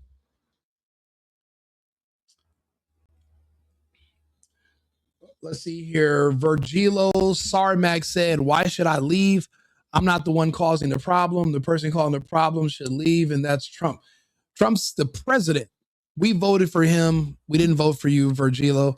We don't like you. We like Trump. As Americans, we voted for Trump, and we voted for Trump to kick you out of the country. So you can stay as long as you want, but you're better off deportating yourself instead of forcing us to do it. Because if you force us, we're going to put you in a box. Now, you can end up like Renee Good in a box made of pine, or you could end up like the others in a box made of metal, but you do have a choice. You should leave. Saying that a country should get rid of their president over you is stupid. It doesn't make any sense. The president is the leader. He's our commander in chief. We voted for him, but we voted for him to get rid of you. We don't want you. We want our president. We don't like you. We like the president. That's why the president won. Did you run for office? No, nobody would vote for you. We voted for Trump. So don't compare yourself to Trump. You're going to make yourself look crazy. I can guarantee you have not lived in 7 different countries. I can guarantee that I have. And if you follow me on social media, you would have known that already. But you don't follow me on social media, so you don't. What backward state are you in? I'm currently in Scottsdale, Arizona right now. I will be here. I'm either going back to Houston today or tomorrow. Wow, what a bunch of keyboard warriors in this chat. You people on this internet have no life. I agree, they are a bunch of keyboard. I mean, it's the internet, you know? In real life, these people would be sweet as pie, right as rain. I've met some of these. You know what? It's crazy. I was at a place called the Culinary Dropout the other day having dinner with my aunt. And somebody actually, it's crazy. It was one of my first times being recognized. Somebody actually recognized me from YouTube. And they were like, "Are you a YouTuber?" And I was like, "I've never been called a YouTuber because I don't consider myself a YouTuber. I'm just a guy complaining on the internet about shit and talking about how much I love being an American. But that's it. I'm not really a YouTuber. I mean, I don't do what Mr. Beast does. I don't do TikTok dances and go around and doing contests. And so I don't consider myself a YouTuber, but somebody recognized me from YouTube. They didn't really say much about my content, but they were very friendly, you know, and they talked to me. And we sat there, we talked for a few seconds in passing, but it wasn't any, I mean, no one's going to get hostile or anything like that. So it doesn't matter, but I mean, someone recognized me from there. So I wouldn't consider myself a YouTuber, but it was actually cool that somebody actually recognized me, but I didn't really think people really paid much attention. But then again, like for example, this live right here, when I do the analytics, it'll say thousands of people. And I don't know. I know there's people in the comments, but I can't see because I'm on 8 different platforms right now. So my YouTube analytics are not my Kick and my Twitch and my X and my Facebook. It's different analytics, but I'm on StreamYard. So it's all these different channels. I'm simulcasting at once. So, but once it's over and I go check my analytics, then I'll see, X amount of thousands of people were watching the live, engaging. So that's why, it's, I'm not really sure until later, but it's like I said, they're keyboard warriors, but in real life, they're not bad people. Just some people are just confused. They're simple, and they're lost. They've never had anybody even, we're in the age of the internet. People have never been so disconnected. People are so disconnected. Because you have the internet and you have a bunch of followers, it gives you a false sense of community. You start thinking you have a bunch of friends, but you don't. You don't have any real life connections. You don't even have anybody to go to lunch with. You don't have anybody to go to dinner with. You don't have anybody to go try out a new restaurant with. Everyone's too busy doing other stuff. No one has time for you. So we're disconnected as ever. So that's why it's like, that's why you have to get off the internet and touch grass. And some people just want to, they see you, they want to speak to you and talk to you, but they don't have a lot of connections. They don't have a lot of human interactions anymore. And that's why I feel like the internet, it has its benefits, but it should be limited. People should have to learn to talk to other people in real life. That's why I don't like this whole hybrid working from home. I'd rather people be in the office. You have to interact and deal with people in the office, but when you become a recluse, it's bad for your personality. And it drives a lot of people into depression. People are more depressed than ever. More people are on SSIs and antidepressants than ever in human history. And I blame the internet for a lot of that,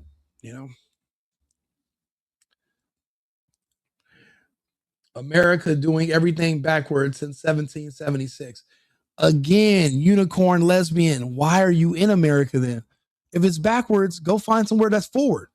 Okay, how about this, unicorn? If America's been backwards since 1776, Name me one country that's not backwards. In your opinion, what's a non-backwards country? Watch this, guys. Let's see what she says. If they think our problem started with Trump, they haven't been paying attention.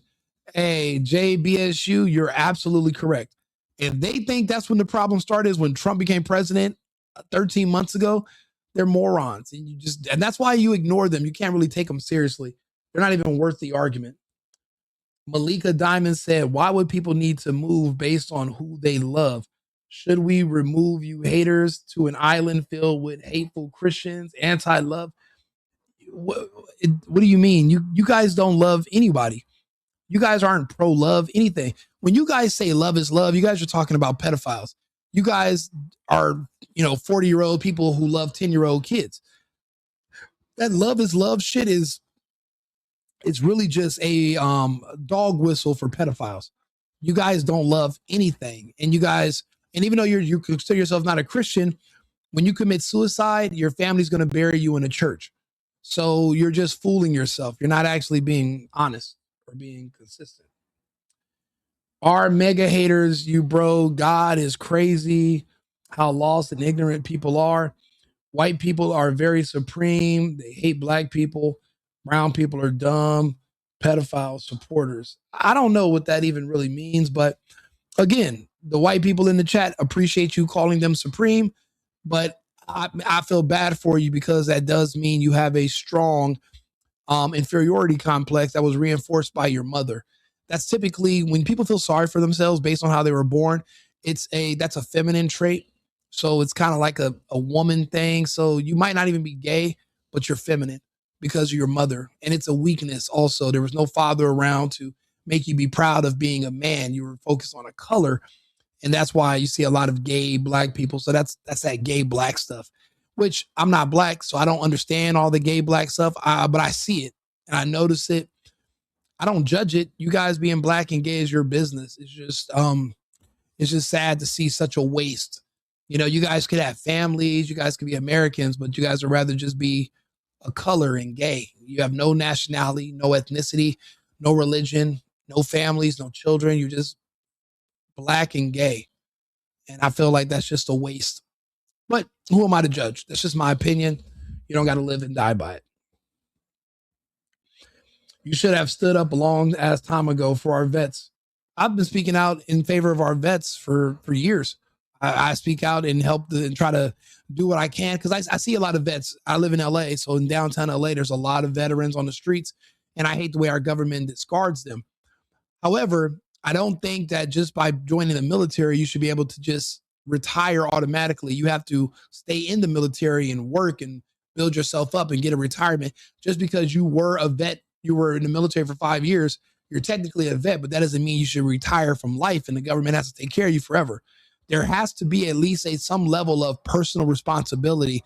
If you're living on the streets and you decide to get into drugs, I can't blame the American government. You're still an adult. You're still an adult and you made that decision on your own. Another person with opinions who are way above.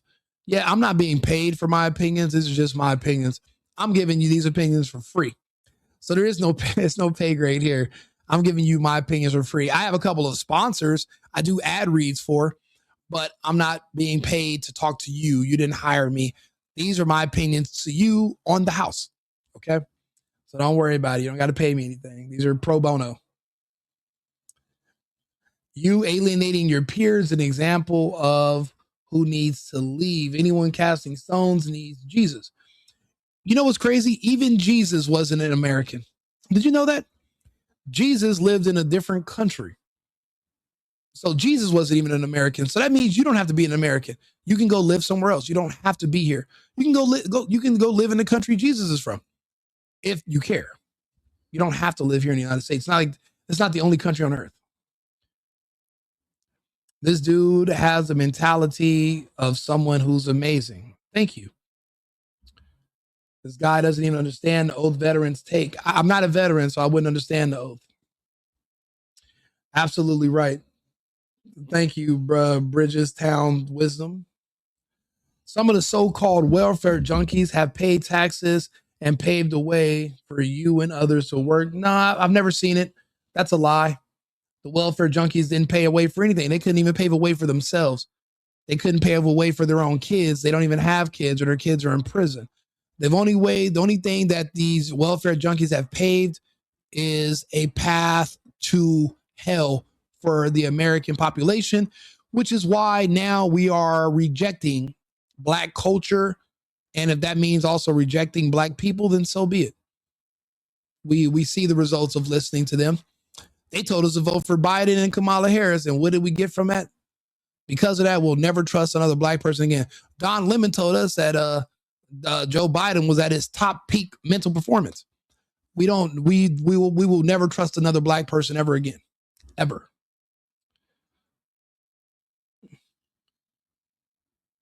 Unicorn Mullet is you're gonna get the top commenter badge for tonight. I don't understand. If you're so triggered, like, okay, you're a citizen, you don't have to be in this live, and you don't have to be in this country. But it's like you're refusing to leave the live, and you're refusing to leave the country. So I'm starting to think that you actually like it, and you're just, it's a misnomer.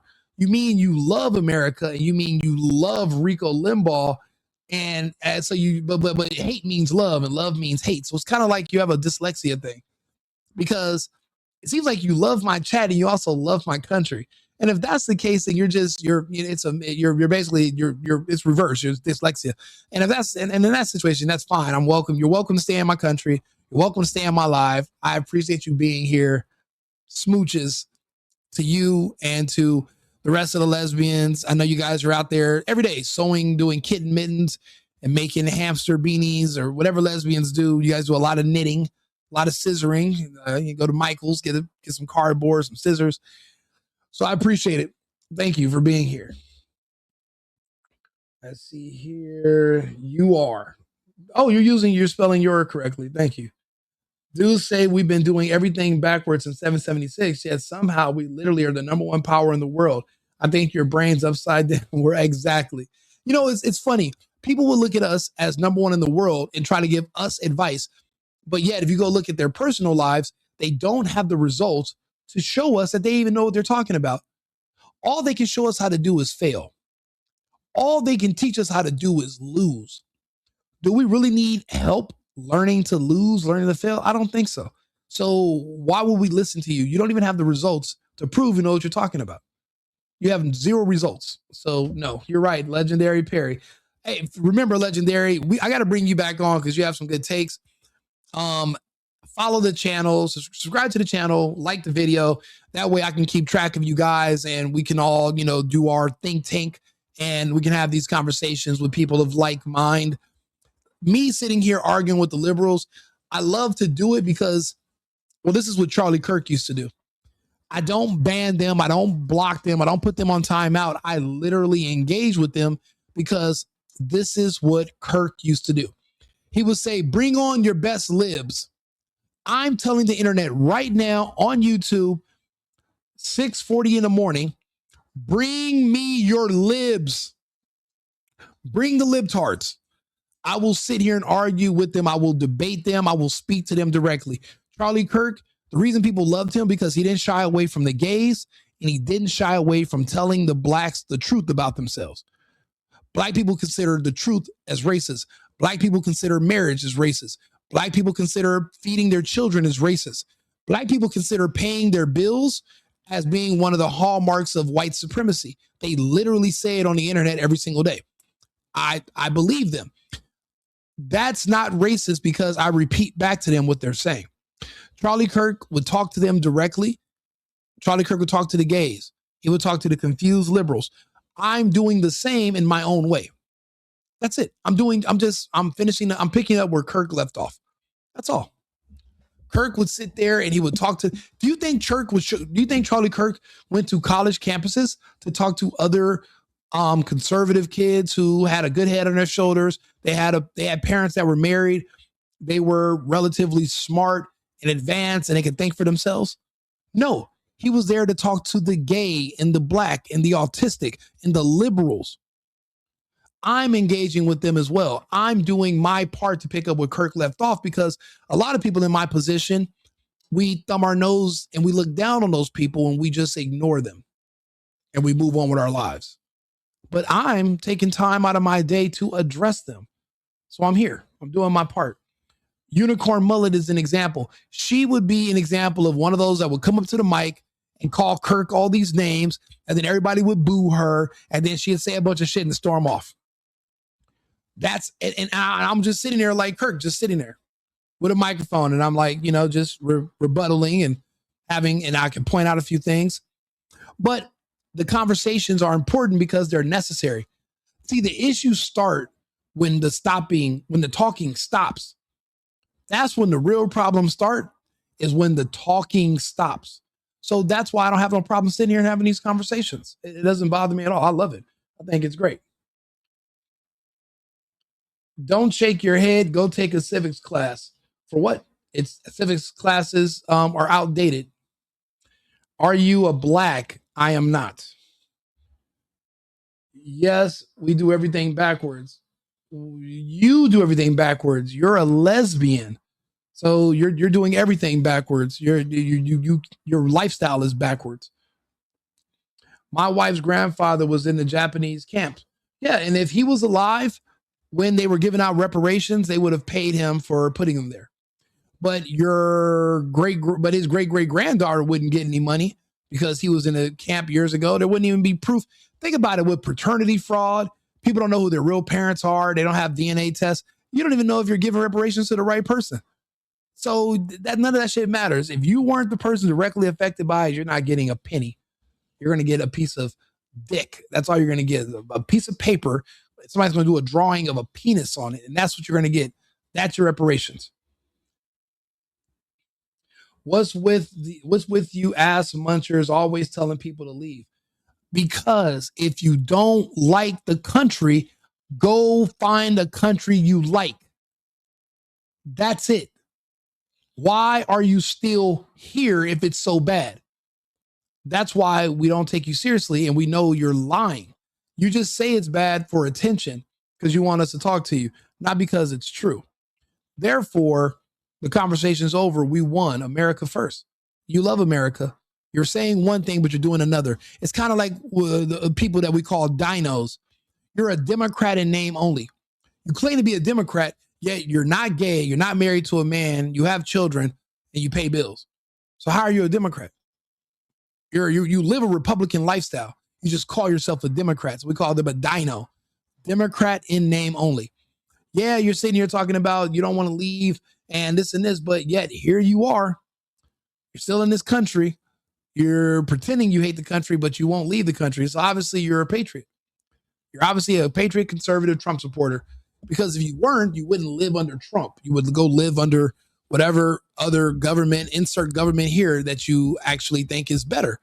And I keep asking you people, name a country better than the United States. And the reason you won't answer is because I'm going to ask you, well, why don't you live there? You don't want to have a circular conversation, so you shy away from it. You make your little points, then you leave, which is fine. You can do that, but it doesn't matter. Yeah, he's a high-ranking member. Absolutely. We have one of the lowest educational programs in the world. That's true. That's a very good fact, actually. We do. Just because education is not promoted here in the United States because of black culture. Black culture promotes being stupid, being ignorant, being dumb. You're not cool if you're smart because black culture has now superseded American culture. To be smart is an American thing. Slavery is on record. No, it's not. No, it's not. That's not those records. That's not slavery being on record. That's people being on record. And those records have people from different countries and different races and different colors. There's no records of black slaves only being, that's bullshit. It's an excuse you tell yourself, but it's not true. And you don't have any evidence of it. You would have to go find another black person that's a liar, and you guys will lie to each other. There's nobody else who's not black that can independently verify your findings because it's fake.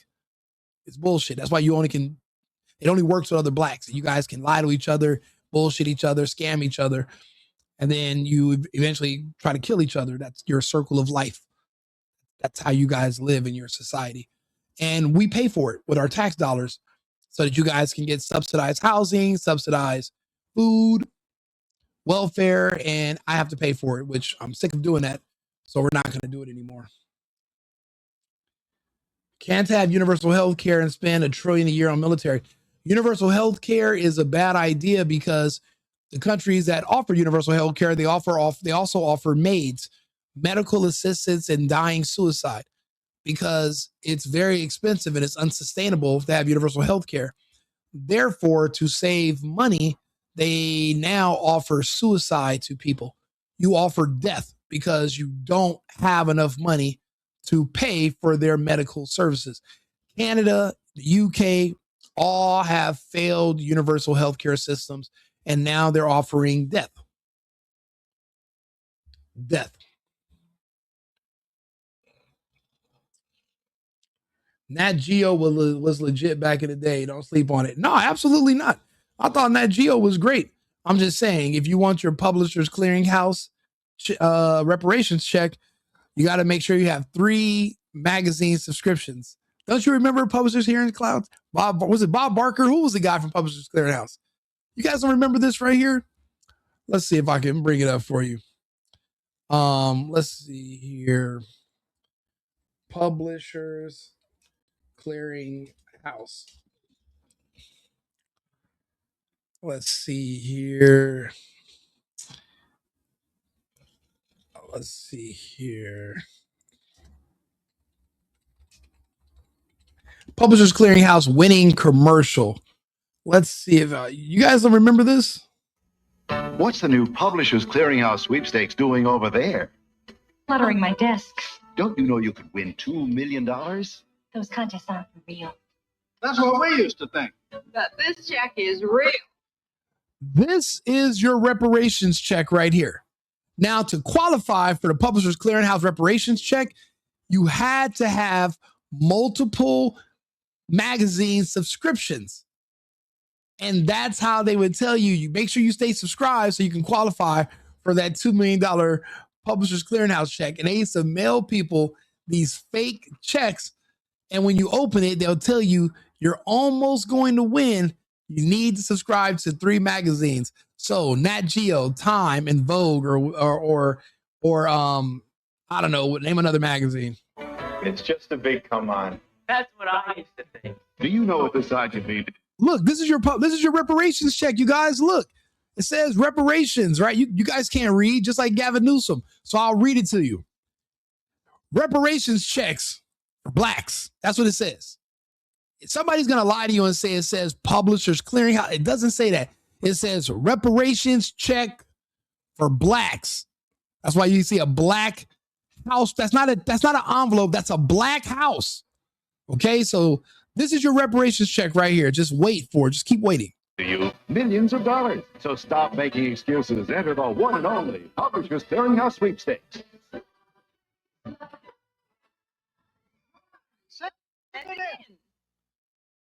Those people really want you to get your reparations.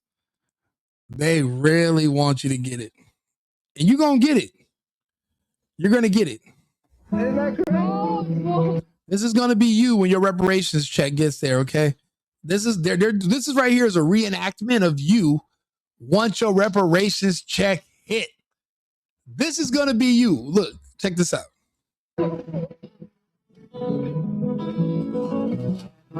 They're going to pull up in a fresh-ass van like that one, too.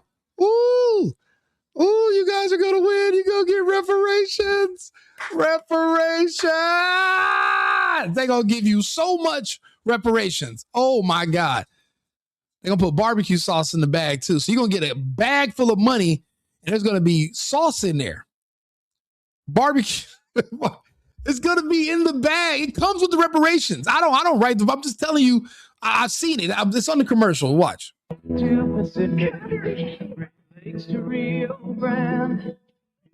See, due to racism, they used white actors, but this is really reenacting blacks getting their wealth, their reparations check.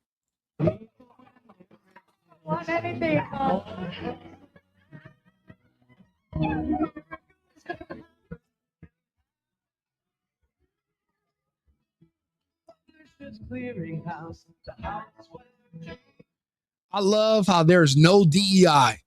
They are not putting no fake black gay families in here to make black people feel good. This is when America was great. There was no DEI commercials, no forced diversity, no inclusion. I want to be included. Included in what? You beg for everything and you steal. What are you included in? You're not even included in society. You live outside of society. So, but this is for your reparations. Let's keep going. Go ahead, Grandma. Give him a reparations hug. 10 million. That's not enough. You need more than that for reparations, because then when you burn through that 10 million, you're going to come back to the government and say, that wasn't enough. I know I signed off on it, but I need more. We're going to protest. And that's why they're not going to give you shit. Because you guys are untrustworthy anyway. Scammers. Let's see. We got any other? Let's see here. Winning moments. This is your reparations check right fucking here. It's on its way. Okay. It's on you. The reparations check is in the mail, but because Trump and the war in Iran, the post office is running a little slow. So, but just wait. Just keep waiting for your reparations.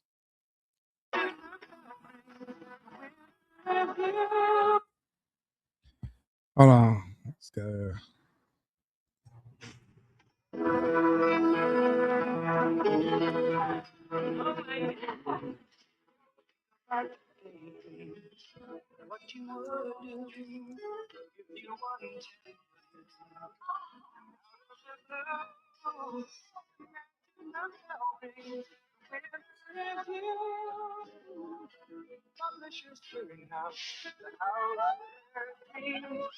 Oh, boo! Hell no! No! No! No! No! Take her. She wasn't supposed to be in this goddamn commercial. See, now publishers are here clear. Now it's a scam. What the fuck is she doing in this commercial? God damn it.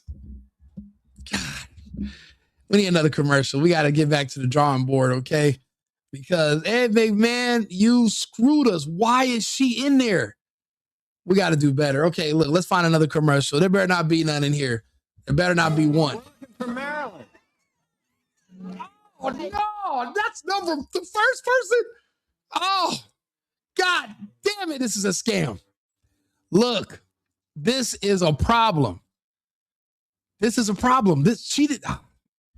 Look, this is a reparations check that's coming. Now they're saying some people got the reparations check early. Fuck, this is... Think about your daydreams and what you would do. Another one? You kidding me? What the fuck is he doing? Now they're giving out reparations to Pacific Islanders too? Fuck.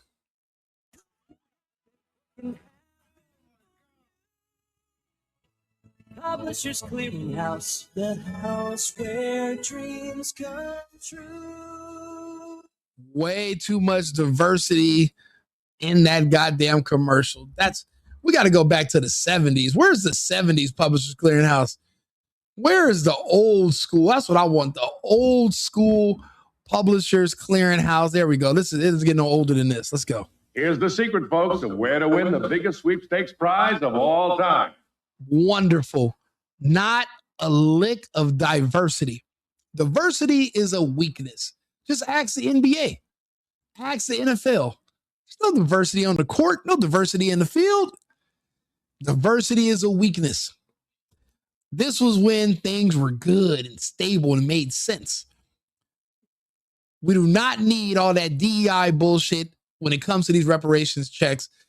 But this is when your reparations check's going to come. When your Publishers Clearinghouse check gets there, it's also going on the back of it's going to say reparations too. And you just sign off on it and you get your money.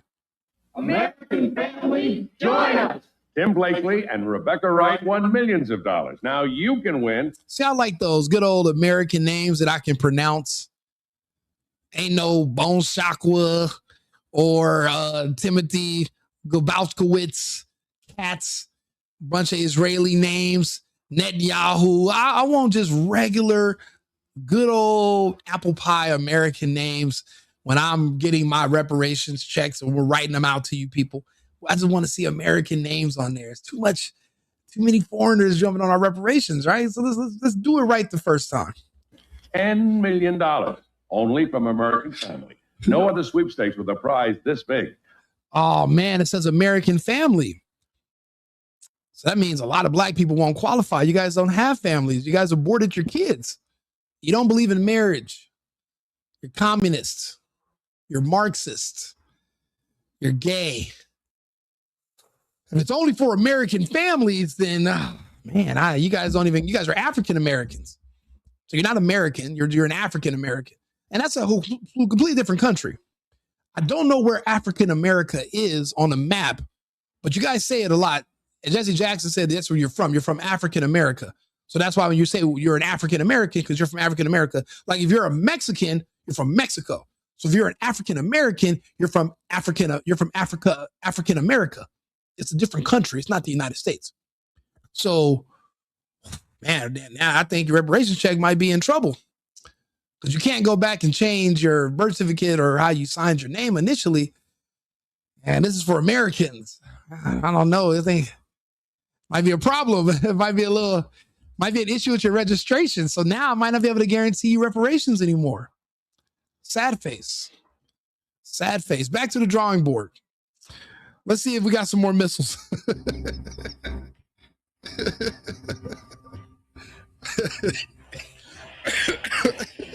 Day 3 of the war. You know what? If there are some people here that enjoy my sense of humor, subscribe to the channel, like the video. This is funny as hell. I get on here and I talk and I make fun of people and their reparations check every day. At the end of my life, I try to talk about reparations. I try to talk about black people and their reparations checks. So I'm literally sitting here having these guys. I think it's a funny topic. They believe in it. I don't. And every day I'm proven right. So I just want to keep bringing it up and beating the hell out this horse. It died a long time ago, but the horse gave me a funny look. So we're going to keep beating it. But I think it's hilarious. So I appreciate, like we got to have some fun. It's fun watching black people be mad at everything in the world and blame everything. That's funny. That's hilarious. You don't got to pretend that you don't laugh. Like, laugh, it's okay. Don't let them rob your joy the way you rob their welfare check and their reparations by making it for Americans only. And they're Africa Americans. That's a different country. They don't get it. They don't get the reparations. They don't get it. I don't know. I think it's funny. But maybe they can, if they do get the check, maybe they can use it to buy America some more missiles that we can shoot back at Iran. And a troubling question is emerging in Washington. Is the United States burning through its most expensive missiles faster than it can replace them? U.S. forces have intercepted hundreds of Iranian ballistic missiles and drones targeting American bases and allies across the Middle East. The U.S. military is relying on advanced air defense systems like Patriot, THAAD, and ship-based interceptors. No way we just went down memory lane and we watched Publishers Clearinghouse videos from 100 years ago about reparations. Oh, this is classic. I don't know. This is probably one of my favorite lives in a while. I will personally award this giant cash fortune. Be sure to enter the sweepstakes with my picture. Join us! Millions and millions of dollars. All for you. My picture. Join us! Millions of... Ooh, that's where you disqualify. It's for American families. You guys aren't Americans. Almost got your reparations. Almost. You were this close from reparations. I promise you were that close. And millions of dollars. All for you. It was all for you, too. If only you were an American, but instead you're an African American. Folks, the Dubai. Almost. You were this close to getting reparations. Fuck. I need that soundboard where it goes, fuck, that makes that noise. I'm going to get a soundboard with all the different sounds and stuff. I'm gonna get that so I can be more interactive on my lives, because right now that would be the funniest time to play that sound. Hilarious. This close to getting your reparations. You almost, like, you could taste it. It was almost there. It was like right. Ed McMahon, he wrote it up. He got you. He had your name. A couple of typos, but he wrote your name down. Then they had to just throw in that American. Damn it. Better luck in Nigeria. Next. To stop those attacks. But every interception uses costly high-tech missiles, and experts warn that a prolonged conflict could begin to strain American interceptor stockpiles. I think it is, I'll grant the administration this, it is way too early, 48 hours in, for cost estimates. You know what, Freckled? That's the game of semantics. Well, let's not play semantics, okay? Let's just go with the flow, okay? There's no semantics, okay? Oh man. Clearly, when you combine the efforts of the amount of munitions that we have spent over the last year attacking the Houthis, the amount of munitions that's been spent on other ventures, I think the 7 different military conflicts the president has put America into, our munitions are low. So that's how we got to reparations. We were hoping that if you get your reparations check, you guys can help America buy some more missiles, because we've been funding wars in all over the world and giving away all of our missiles, and where our munitions are low. We gave a lot of stuff to Ukraine, we gave it to Israel, we gave it to Azerbaijan, we gave it to Cambodia and the Philippines. So we don't really have missiles ourselves. So if you get your reparations check, we're trying to see how much y'all got on it. You know, maybe 5 a piece, or you got some. We ask you to use some of your reparations to put something on it. You don't got to put the whole thing. We just need something. We need you to put a little something on it so we can afford to buy some missiles, so we can continue to bomb Iran. We need some on it. Just put a little something on it. That's all. Just a little taste. We just need a taste of your reparations so we can buy missiles. That's how we got to that topic. Public knowledge. It will require additional funding. Funding where we have other. No, unfortunately, I wasn't born to a black family, so there's no reparations. There's no reparations on our horizon. We're immigrants, so we came to this country. The money we generate in taxes, they would have theoretically pulled that money and then paid you guys reparations, but we don't have shit coming. And then we're not communists like you guys, so we don't beg. We're not waiting for something. You know, we would do something called work. I know that's a foreign word to you, and it's actually a word you might consider to be racist. Work is racism for you. I listen to what you guys say. Even being employed is racist. Having a boss that's white is racism. I've read what you guys said, and so and that's why some of these words seem a little foreign to you. But no, we work. It's different. Domestic needs as well. Secretary of State Marco Rubio has also acknowledged the scale of Iran's missile buildup, warning that Tehran's production capacity far exceeds the rate at which U.S. interceptors can be manufactured. They are producing, by some estimates, over 100 of these missiles a month. Compare that to the 6 or 7 interceptors that can be built a month. Analysts estimate Iran may have entered the war with roughly 2,500 ballistic missiles, meaning the battle is becoming a race between Iran launching missiles and the US. Well, at least the Irish are Americans now. So the Irish have no problem. The Irish the Irish refer to themselves as Americans. They're not ashamed of it. They love the flag. They stand for the Pledge of Allegiance. They don't take a knee. So the Irish are Americans now, but those others, not so much. And Israel destroying launchers and storage sites before they can be fired. At the same time, the United States is also expending offensive weapons. U.S. Navy destroyers have launched Tomahawk cruise missiles against Iranian targets, weapons that are also considered critical for any future conflict with China. For now, U.S. officials say defenses are holding and the operation is progressing.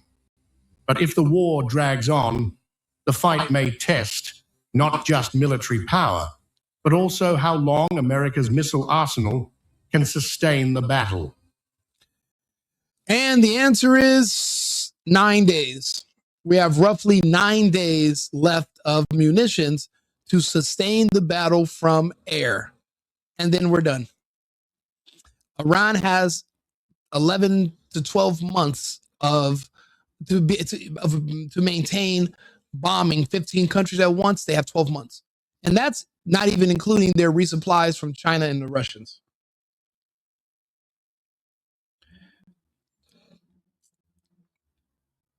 There's no draft right now, Tony. And you can't make America go away. We're a country, and this is where we are located on the map. So we can't go anywhere. This is where we are. You can leave. You can go somewhere else. But we can't leave. This is where we're a country. It's a place. It's not a person. You can't pack up America and leave. This is America. I don't think you understand how that works. But this has been great. This has been a lot of interaction. We've been on live now for about 4 hours. So what I'm going to do is this. I'm going to go to the store, going to go get a breakfast burrito. I'll be back in about 30 minutes. I have like 3 other topics we were supposed to go over, but this one it spun out of control, went into a bunch of things. And then we had like a small comedy hour at the very end, which was funny. I'm here to talk to the liberals. So I'll be back on with another topic in about 20 minutes. I'm here to argue with the libs. Find me your best, most competent liberals. Bring them to me. Bring them here. Share the video, share the live, subscribe to the channel. I want your libs. I want your best ones to come in, and I want them to debate me on these topics. I want them to explain to me Gavin Newsom's bill to protect pedophiles. I want them to explain to me the logic behind reparations. And then we're going to go over these news topics that I'm going to bring up that we're going to do a story upon. Feed me your libs. Bring them here. Charlie's not here anymore. I want your libs. I want to talk to your libs. I want your libs here. And come one, come all. I want them to come far and wide. Bring them here. Share this video. Share the live. I'm Rico Limbaugh. I'll be back on live in about 30 to 35 minutes. So remember, everybody, it's America first, and it's America only.